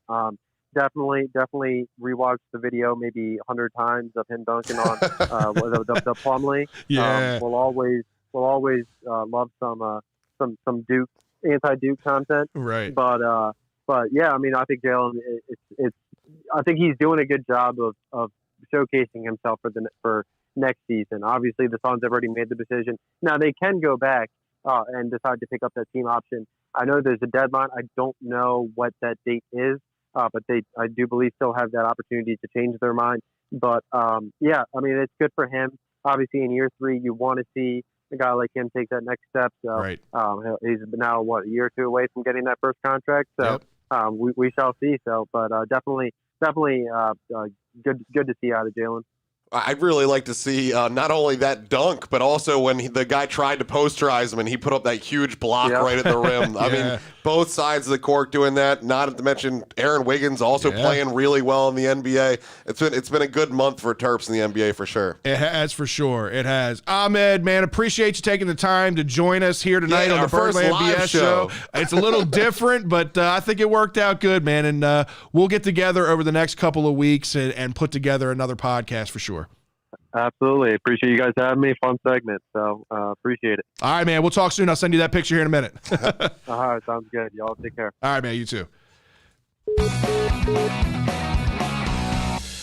All right, guys, it's time for this week's rundown. Scott, I'll let you kick this one off, being that you've been kind of mute here for the last few minutes, and my voice could use a break. Yeah, you guys could use a break. I'll give you a minute. So we're going to run down a few of these different topics that have happened over the past week. There's a few quick hits that we got to go over, and we're gonna talk about the first one briefly because I really want to take a few minutes in the after hours. I know this is going to be a long show, but take a few minutes in the after hours to get you guys' thoughts because you guys weren't here last week when we got the news that John Madden had unfortunately passed away. So first you have John Madden, horrible way to start ending 2021. But then on Friday, the shoe dropped that shocked the world. I guess. 99. How shocking. The woman was 2 weeks away from 100. She lived through 17 leap years. She made it.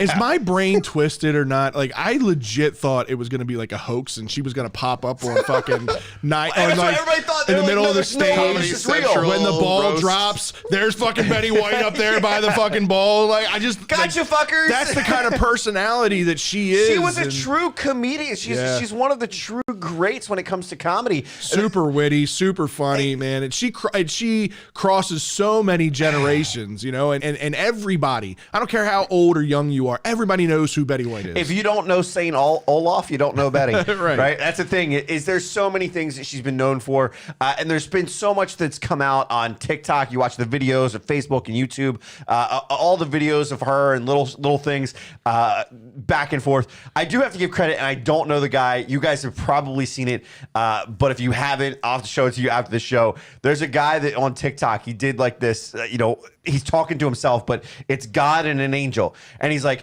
did you pick up that old white lady I was telling you about? And he goes, yeah, but I don't know why you had us pick her up 2 weeks before her 100th birthday.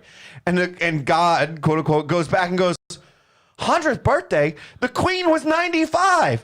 And he goes, the queen? And he's like, yeah, who did you think I was? Is that Betty White? And the guy's like, yes, it is. And he's like, give me your halo, give me your robe, because it's hot enough where you're going. I had to see that one. That's pretty good. I'll just show it to you. The guy, we saw it just now. Yeah. You saw it. We just lived it. Yeah. I'm pressing the replay button You right lived now. it. There you go. It was pretty good, but it just all the memories and things that people come out and I saw some different things with Steve Harvey interviewed her and this'll hit you too. He said, what's one thing that you can't go to bed without? And her statement was her golden retriever. So she was a people person. Yeah. She said, he also asked her, what could you not go in this world without? Her answer was, I'm not kidding. I'm not being funny. My answer is love. There's so much hate in the world. If we could just all love each other and get along, the truth. And to your point, She was multi-generational, and she also had aspects of football. She played it in movies and things where she was wearing the recent show that she was on. I forget what it's called. She was a Browns fan, so there's videos and shots of her wearing Brown stuff. She was a football fan. Betty White was a dime back in her day. She looked good back in her day. Everybody remember the Snickers commercial? I do. Yeah. You're playing like Betty White. Right. That's good. All right, so moving on, let's talk a little college football. Alabama ended up beating Cincy, which I think obviously everybody in the world expected. 27-6. I give credit to Cincy for holding Alabama to 27. Yeah, Georgia didn't. I guess. Georgia couldn't, exactly. I guess that's true. Well, they're going to get another chance because Georgia ended up sweeping the floor with Michigan 34-11. That day was not a good day for the Big Ten. No. Overall was good for the Big Ten, and all it really mattered to us was the Terps. We got that handled. We got the number 1 and number 2 scoring bowls. We're doing all right. Yeah, we're doing all right. Bowl's going to end up being a rematch of the SEC championship, like you said. I don't know if Georgia can beat Alabama this time. We'll see. I mean, this kid, Bryce Young, is an absolute superstar in the making. And again, it's Nick Saban, and he's got weapons everywhere. So, quick prediction: you think Alabama's winning? Alabama's winning. I got Alabama. Ryan? Yep. Yeah, Alabama. I was saying to with James, the points. Who cares? Saying to James earlier, he's like, "Where do they even put all these trophies?" I'm like, "It's pretty much an Alabama museum now of trophies. It's all it is." Yeah, remember that science hall? Yeah, no, it's gone. They don't need a science hall. Right. College that has to hire somebody just to clean their trophies. I'm sure. Right. That's exactly. one job. That's a day-to-day job with somebody. Yeah. So the other one of the other big pieces of news to fall this week, this actually just fell today, as it's announced that Tennessee Titans outside linebacker and former Pittsburgh Steeler Bud Dupree has been charged with misdemeanor assault after an altercation with an employee at a Walgreens in Nashville. Basically, some of his buddies or something went in. They got confronted by 1 or 2 employees. They go out. They come back in with Bud Dupree, and somehow the employee left with a cut on his forehead, and there was a female employee with a cut on her hand, and so he's being charged with altercation. And there were being charged in the 6 altercation. more employees that ran in and cut their hands too, because that's gonna be a payday. It's a Walgreens. Have you ever walked into Walgreens? There's 94 cameras in that place. I'm pretty sure we know video evidence what happened in there. Yeah, it was Bud Dupree with the altercation. Well, speaking of guys getting in trouble and organizations that get in trouble, I mentioned this earlier. The Raiders just can't stay out of it.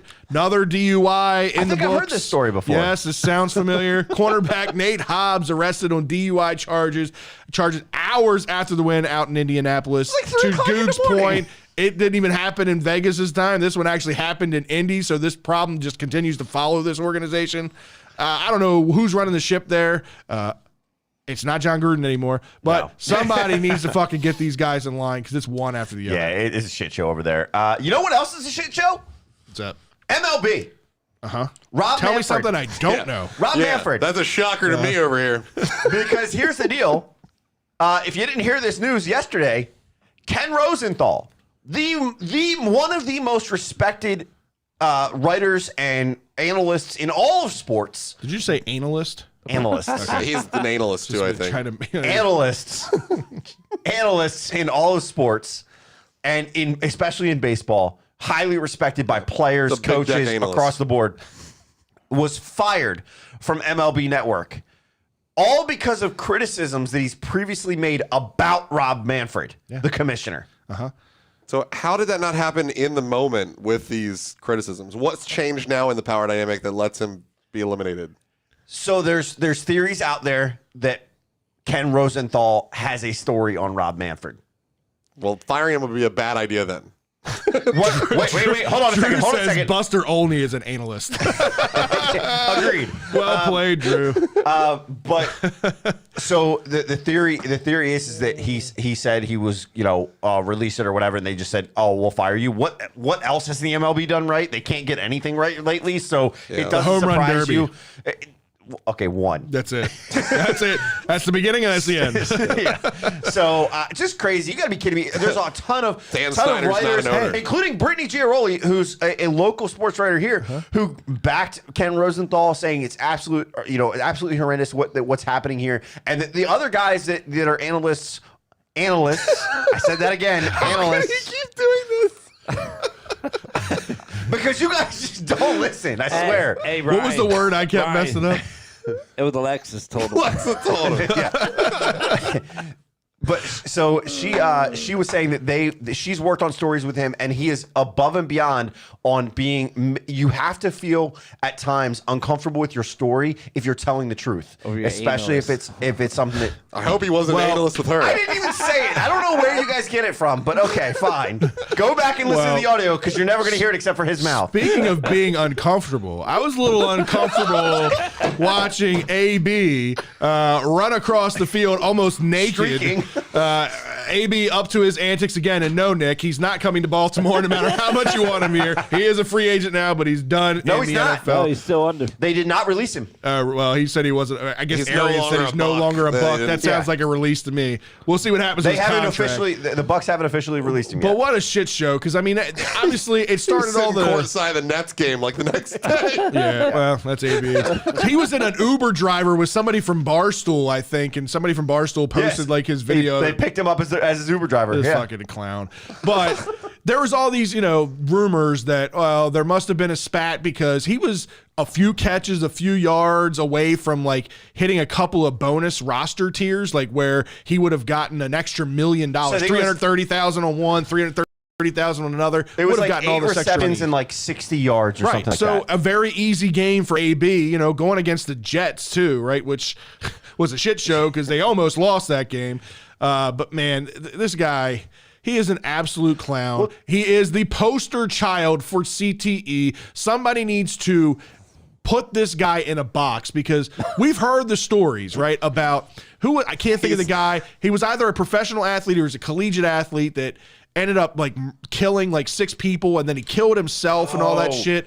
This I know who you're talking about. This I is can another picture him. guy could very easily could do something similar to that because he is just so erratic in his behavior. Fred, he also dropped a single after he got Not up to the surprised. Uber. Not surprised. Well, the other thing about that too was the fact that Jay Glazer from Fox on NFL apparently reported that he talked to Arians right after the game, not before the press conference, and that Arians said whenever the spat was happening, AB was apparently refusing to go back into the game. Arians was telling him, dude, get back in the game. I need you in there.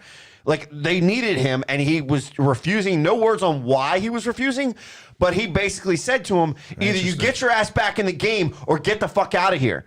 And that's when he said he went over, and I guess the 2 players were trying to stop him from getting upset, and that's when he took it off, threw it, and said, fuck you, and I'm out. Peace. I have no idea why he wouldn't want to be on the field for the extra apparently million. there's 2 things. One is supposedly they told him he wasn't going to get the reception thrown to him. Right.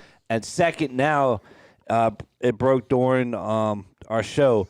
I heard now AB friend or source or whatever had a doctor now come out saying that he has a legitimate bad ankle problem. So he was telling the team that he can't go back in because his ankle. And Pretty now- sure he seemed to was be doing jumping around in fucking the end jumping zone. jacks through the end zone as he's leaving Exactly, there. but What are we talking about? No better Now- source than AB's friend. now, apparently there's a AB's source friend saying- AB. Is that his buddy Hollywood? that he talks to in his head. No, is that Hollywood? Apparently, Probably. there's a Cousin. doctor in Tampa that's Ankles, he knows a lot about 'em. Yeah, that's well-known doctor that's saying he has apparently bad ankle problem or whatever. But I think it's more he wants to try to get his money by saying he has an injury. And Drew, I agree with you. Some people are just assholes. It's a combination thing. Listen, He's fucked up, AB dude. has been AB for a long time. I was talking to Ryan about this prior to the show. And listen, he took many a hits throughout his NFL career, including one really nasty one by Vontaze Burfict. But to Ryan's point, even before then, when he was a clown, right? Who knows what kind of hits he took back in his peewee football days, back in his high school football days. Yeah, These traumatic could brain be injury does not start in the NFL. Exactly. It doesn't necessarily have to start there. It could have started much earlier in this guy's career, but all the signs point to severe case, and this guy needs the help. I understand he's an asshole, and I agree with you, but somebody needs to get this guy the help.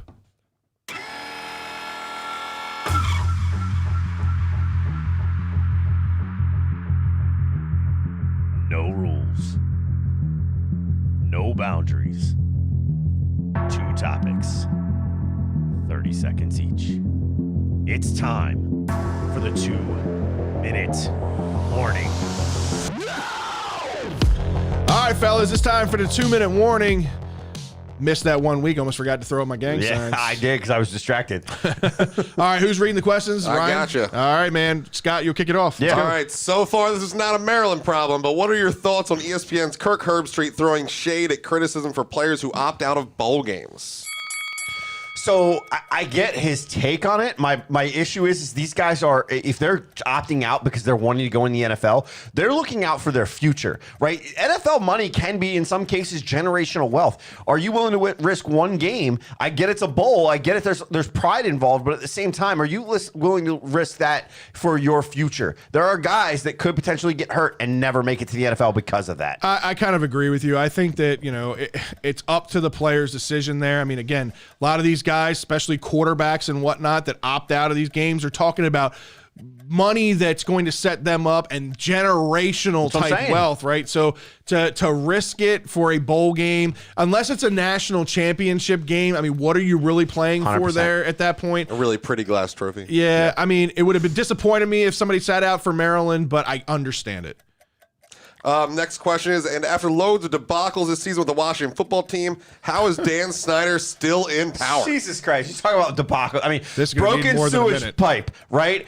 You got the issues and safety complaints by players and coaches about the turf. You've got the complaints about the benches on the sideline, the smoke machine incident, the sprinklers going off in the suite. Oh, and on Sunday, you have an entire piece of the stadium fall off and almost break Jalen Hurts. Yeah, Luckily, and it missed him. Hurts' career. Yeah, it was pretty bad. I don't know how he is. He needs to be gone. He should not own a team. If you're going to own a team, you have to also take care of the stadium and the team. On top of all of that, the debacle that is whatever the fuck this team's name's going to be moving forward, and the February announcement, 2nd. the announcement to make an announcement that we're going to announce what our team's name is at this announcement, like all this fucking shit that they're doing behind the scenes. Which meanwhile, in our shout out to the Terrapin Thunderdome, somebody zoomed in on a picture where they think they found the logo for the future team in. I don't know what's happening in Washington. Breaking news, Fred. What's the name? Yeah, So- I'm not going to go there. We'll see what happens. But either way, Dan Snyder needs to be taken out of power. Should have been taken out of power a long time ago, in my opinion. Agreed. All right, man. Well, it's good to have you guys show. back. Yeah, man, it was good. It was a long show. Gotta appreciate Ahmed coming on and doing the show and tell segment Ahmed. with you. Ahmed coming on. At Gafir the Turtle on Twitter. At Gafir the Turtle. Inside Black and Gold, $8 a month. Best subscription you can get for a Terp fan. Got to do it, guys. Got to do it. Again, we appreciate him coming on the show, doing the show and tell segment. If you missed that, look for the show and tell version of that coming out, I guess in the next day or two, probably, right? From you guys. Yeah, we'll put it out the that'll next go out day the or next two. day or two. So make sure you check us out, birdlandbs.com. Check out all of our episodes. You can learn about each of us. You can learn about show and tell. Get yourself some Birdland BS gear and more. Also, be sure to follow us with Big Play and BigPlay.com. Follow us on all of our social media sites. At BirdlandBS is how you find us. If you're listening, you found us. But share, like, subscribe, everything. Leave us a review Write on the a review. audio version. Review. The review on the audio version. The review on Facebook, Twitter. We appreciate all of it. It helps us get found from other listeners and people that are looking for sports and Ravens and Orioles and Terps content. So we really appreciate everything that you guys do. Again, 4 great years that it's been. You didn't give the speech last week. I'll give you a second. Tell everybody thank you for another year. Nah, I said it on Christmas special, man. Thank each and every one of you for your continued support. That's why we do this whole thing. I didn't know what to expect with this thing when I started. It's just an audio podcast, and for it to grow into what it is, I know we don't have a huge audio audience out there, but the audience that we do have, we appreciate each and every one of you, and we look forward to many more years doing this to come. And some good things are brewing for 2022. Yeah. Already lining up our first guest as a local host, analyst, and a writer as well. So it'll be fun for that. And then we also are going to be maybe making some adjustments to the studio. Right. Might be We'll under see. construction Might soon. be a little different visual impact. We'll see. All right, so we appreciate you guys tuning in. For Fred, Ryan, James, Drew, who's not here, myself, we'll see you next week. See ya.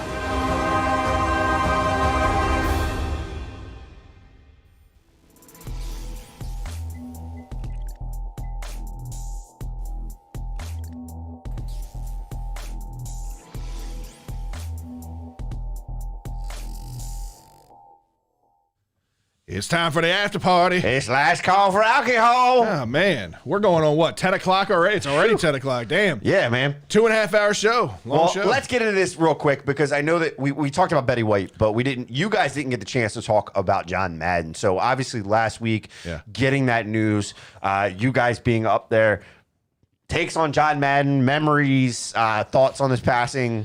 John Madden was just, I mean, he was a character all in himself as an announcer, as a broadcaster. That's my early memories of like Monday Night Football and watching, because when I was a kid growing up, you didn't have multiple games to choose from. You didn't have the Ravens to root for. This is even before the Ravens were here. John Madden was in your living room every Monday Night Football with Pat Summerall, and they were entertaining. And I remember, the turkey games and the whole turducken thing that he introduced kind of to the world, and it's still in existence now. Obviously, I'm not a huge video game guy. Like, I don't play the first-person shooters and all that crap, but I play a couple of sports games, and it's every year since the first edition, I think in 1992, to this year, I have bought Madden's game, even though I gripe about, it doesn't change. It needs to get better. Reality. I am that Don't worry, guy. college football is coming back. It's going to fix everything. I can't wait for NCAA football. But you know what they're using, right? They're going to fix everything. I'm not worried. What are they using? They're using Madden setup. It'll be all right. It'll kick to a whole new level. We'll see what happens. But no, I mean, Madden was great. It was great to listen to. It was fun to listen to. I mean, he had all the, the mannerisms and stuff that you made for the boom and the tough acting and acting and all the bullshit that he did that made John Madden. But man, as a player, as a coach, as a broadcaster, he was a legend. How about you, Ryan?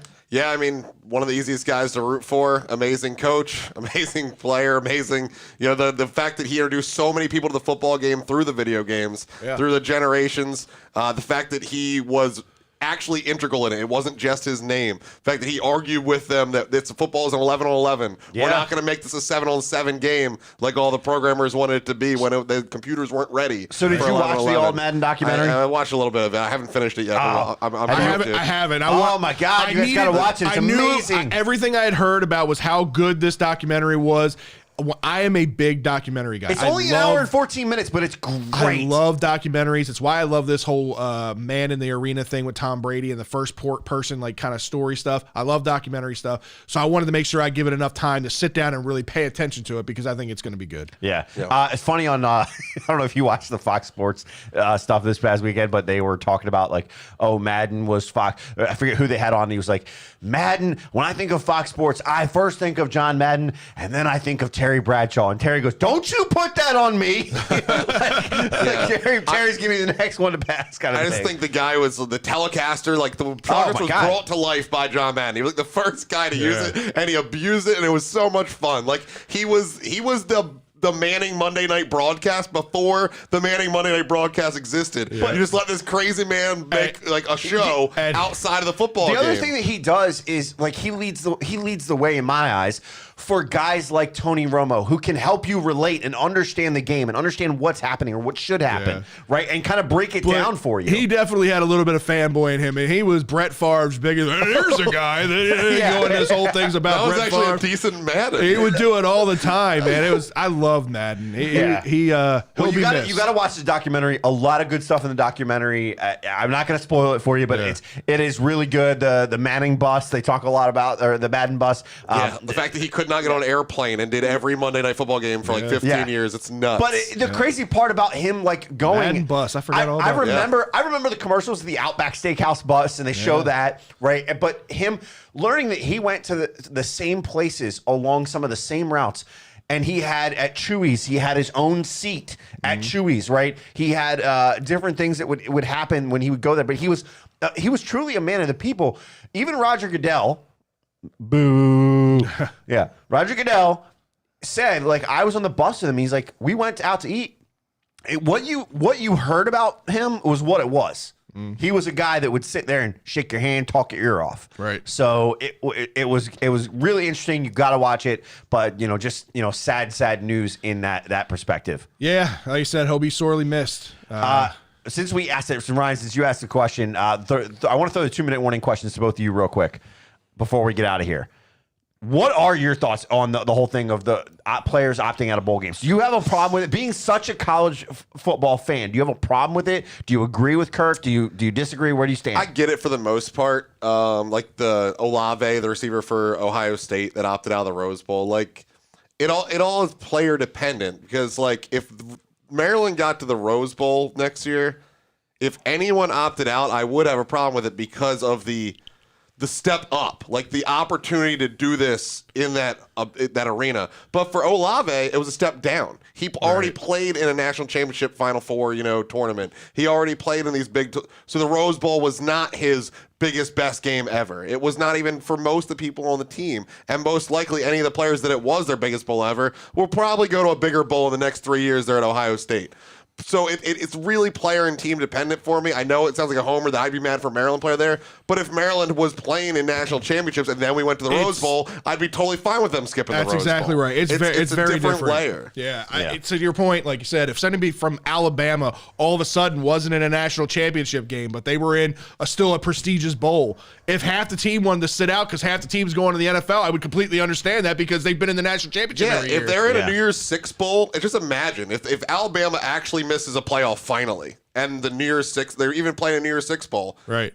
They're still probably going to have every first-round draft pick sit out because to them, their season was a complete failure. Right. Because Alabama, it's national championship winner or bust. Like they lose the national championship and they're disappointed in their year. Right. Like the level of stress, I don't want Maryland anywhere near that. That sounds terrible. Brittany, our friend that's an Alabama fan, I don't know how you live that way. There's never any like surpassing your expectations. What I'm are they gonna do when perfectly Saban happy leaves? getting 8 to 10 wins forever as Maryland and being happy getting, where you end up better or worse. Like that's a better life for me than it is to be, we have to win everything. Like the first loss of the year is devastating. Right. That sounds terrible. James, what's your take on it?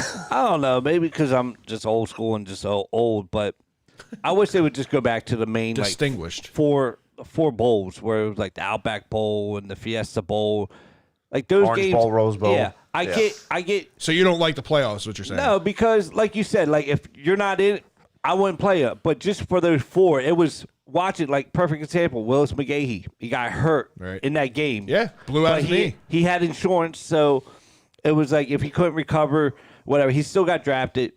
The Bills did a great job by like taking a whole year off. They didn't rush him at all. Just let him do his own thing. Just to get the opportunity to do that is got to be like phenomenal. If you get hurt or whatever, it's like, you know what? I get a real job. Like all these so-called Heisman Trophy winner like Danny Warfel, all that. They try the NFL. They don't succeed. They get like a real fucking like real job, like a insurance or something that they got their degree in. So I get it. But the younger people, they're like, oh, I can see what I can rob. It's like what you said. Joe Flacco got hot at the right time, got paid. That guy was hot in college. He's going to get paid. I get it. I'm old school. I really like the 5 major bowl games and just watch. It was like I felt like all of them were championship games compared to now. It's like, oh, it's just Alabama, whoever they're going to play. So are you also really old school that they should play all 4 years in college? No, I give them like at least 3. Like they have it. Like if you earned it. Right. I can't stand the one and done. Basketball, I hate it. If that's the case, just draft out. It's kind of hard for a football player to get drafted out of high school and just like wait or whatever. But doing a one and done, they're not men yet. Yeah, but doing one and done and for football, you're going to get fucking killed in the NFL. So absolutely, I can't agree with you more. I did like it back in the day when it was bowl games, but I understand why they went to the playoff format because it did get to this whole like this just unreasonable debate of who was the actual national championship. I get it, but I enjoyed it because it left you wondering. It could come from any bowl game. Yeah. Right. I agree. Compared to now, like, you get your bowl game, it is what it is, it's done with, and it's just like now we're going to see Alabama play Georgia again. Like, I really don't want to see it. Yeah, I'll be interesting to see what the ratings I will will be say to James's point, there are so many bowls that it does They got too dilute it a many. little bit. And I'd be okay with a 7-5 being the bowl game. I will. I'll tell you so what, here's for what a team that was what were we 6-6 to go to the Pinstripe Bowl and the experience that we had there at that was bowl, amazing. it was great. And I agree with you, but and you guys could speak better to this because you were there, all 3 of you. From the TV perspective, it was empty. There was 30,000 people. It's a 55,000 capacity stadium. There were 30,000 people there. 29 something. That was the announced attendance was 29.6. I think that maybe that number is a little Scott. high as always. Scott, It but has there to was be. a There was lot of 25 people. there. Tickets were still available. Well, yeah, of course, the Well, yeah, 55,000. it was a 55,000 stadium. My whole point was like the pictures that you guys sent, right? And then seeing it on TV, watching everything happening. You guys were, your section was in and out of camera. Anytime the ball went up, it was kicked. Yeah. You guys were, Well, there will were say, a lot of fucking empty seats around you. I'm just saying. I will say Virginia Tech did beat us in the number Okay. of people there. It the was so only place I weird. saw a Ryan lost concentrated that amount of debate. people was the student It section. was so strange because we didn't see Virginia Tech people fucking anywhere for the Yeah. whole. We were there for 36 hours before the game. We didn't see people on the subways. We didn't see people in Times Square. We didn't see people Just at the comedy anywhere. club. We even circled. We even circled the stadium after before the the game game. with people in lines, and the lines looked like 70% Maryland fans. And I'm going, holy shit, we're gonna dominate this number. We're gonna do great. And then we got in there, and they just filled in and filled in and filled in. Holy, and they were loud too. They had their Enter Sandman. Yeah. They were real happy for about the first 5 minutes. Yeah, I don't And even then think it was 5 We minutes. shut them the fuck up pretty quick after that. I don't know if it was one of us, but someone said like Maryland needs to get their marching band a little bit bigger compared to. Well, let me tell you, I'll hurt. Ryan. I'll cut them. No, I'll cut them. Maryland, not the marching band. I was sitting next to a couple marching band parents. Had some good conversations with them, and He finds friends wherever he goes. Maryland. I had guys to my right I was talking to the entire game, too. Maryland did their marching band dirty, bro. They made them all get tested before being able to bus up there and did not do the testing for them. They had to get testing within 48 hours before the bus left, and they did not provide it, which is nuts when you are the University of Maryland with 1 billion hospital systems in yourself. So there were a bunch of people that opted out just because they were scared of COVID and didn't want to go. There were a bunch of people that couldn't get tested because you're talking about like they basically had to do it on Monday in order to get it done because you couldn't get tested on And Sunday. if you didn't- I was gonna say, if you because didn't most find places are out closed. till Friday or And Saturday. anyone that's been trying to get a COVID test around here nowadays knows that there's like wait lists and like difficulty Yeah. getting anywhere. well, apparently So- you get one at every corner in New York. Yeah, so Literally. every corner in New York. Every corner It in New York. was The first terrible. line that we experienced in New York was a COVID line. we're walking down the street, looked like we're having a great time. Everything's going awesome. We had started way up or way outside like the normal central areas, and so we've been walking forever. Hadn't seen anything. We saw this long line and meeting friend like, oh, I wonder what that is. Oh, that looks interesting. go stand and in we it. started walking by, and then we get to the front there. It's like the COVID tent, and I'm like, oh shit, walk away. Other side. And that's how it was. And there The closer you got to the city, where they're fucking doing all of the lights and all of the shows and all that's literally right by the fucking tree is a COVID tent. They also Times that's what I was Square telling had you a guys. COVID tent. It was nuts. That's what I was telling you guys before you went up was take everything with you because they had right before you guys were leaving, they had announced that all public and private sectors. Not everybody had was to have- checking them.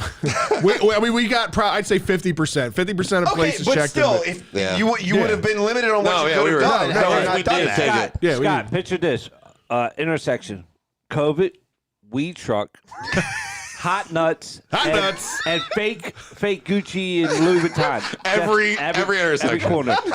Every time I saw a food crowd, hot nuts. And Ryan I kept fucking talking. love hot nuts. And the weed everywhere. You're smelling it. I had contact fucking walking through there, dude. Oh my God, yeah. Jesus. But either way, still had a great time. The 2 comedy clubs that we went to, shout out to Caroline's on Broadway, shout out to, what was it, Gotham, both places. All the comedians, we saw 8 comedians in total. All of them were great.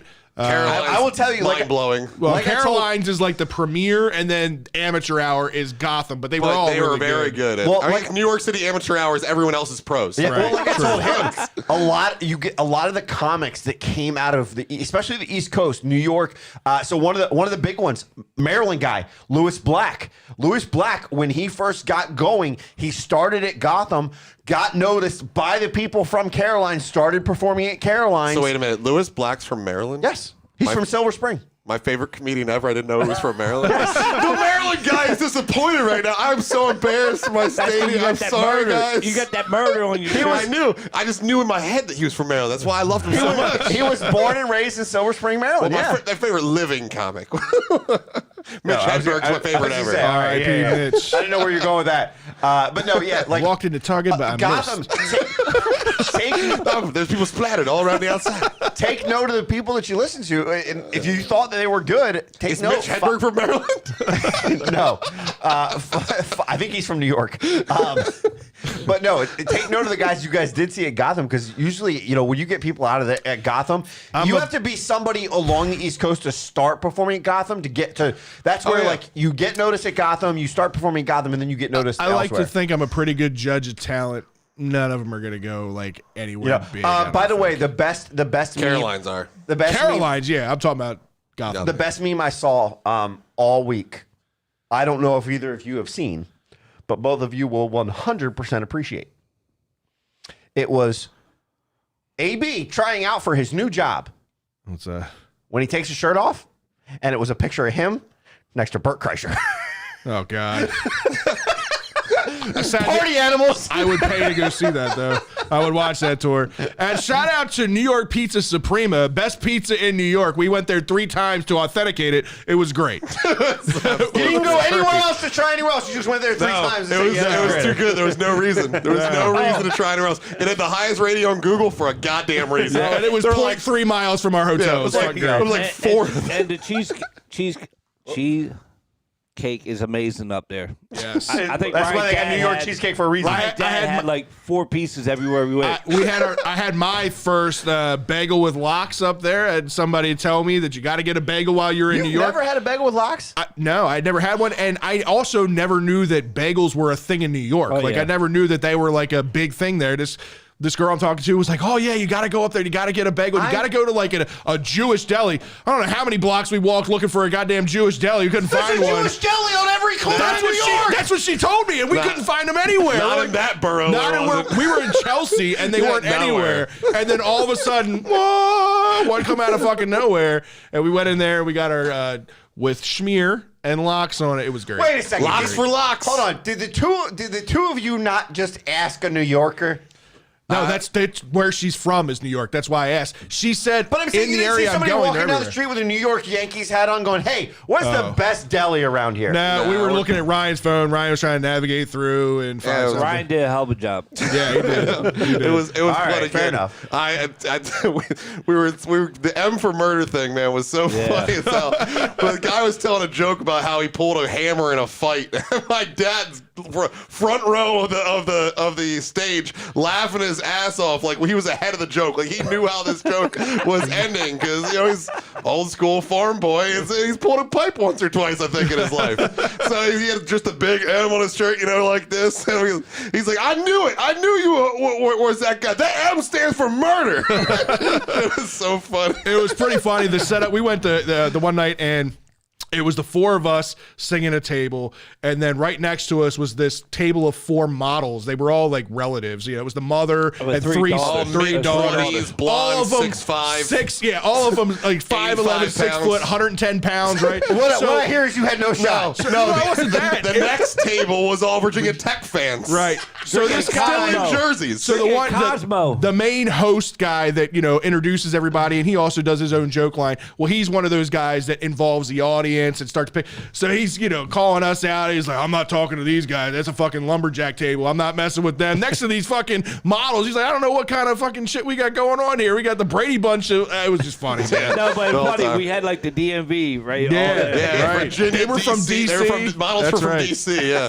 it was going back and forth. They were like, So wait, you have you guys from Maryland, the models in DC, and And then Virginia Tech fans. and you couldn't have Virginia played that out any better. And the Virginia Tech were drunk assholes interrupting the the show over and over again. So got called out. So every comedian ended up like, "Fuck these Virginia Tech guys. I'm glad Maryland beat your ass today." Like, it was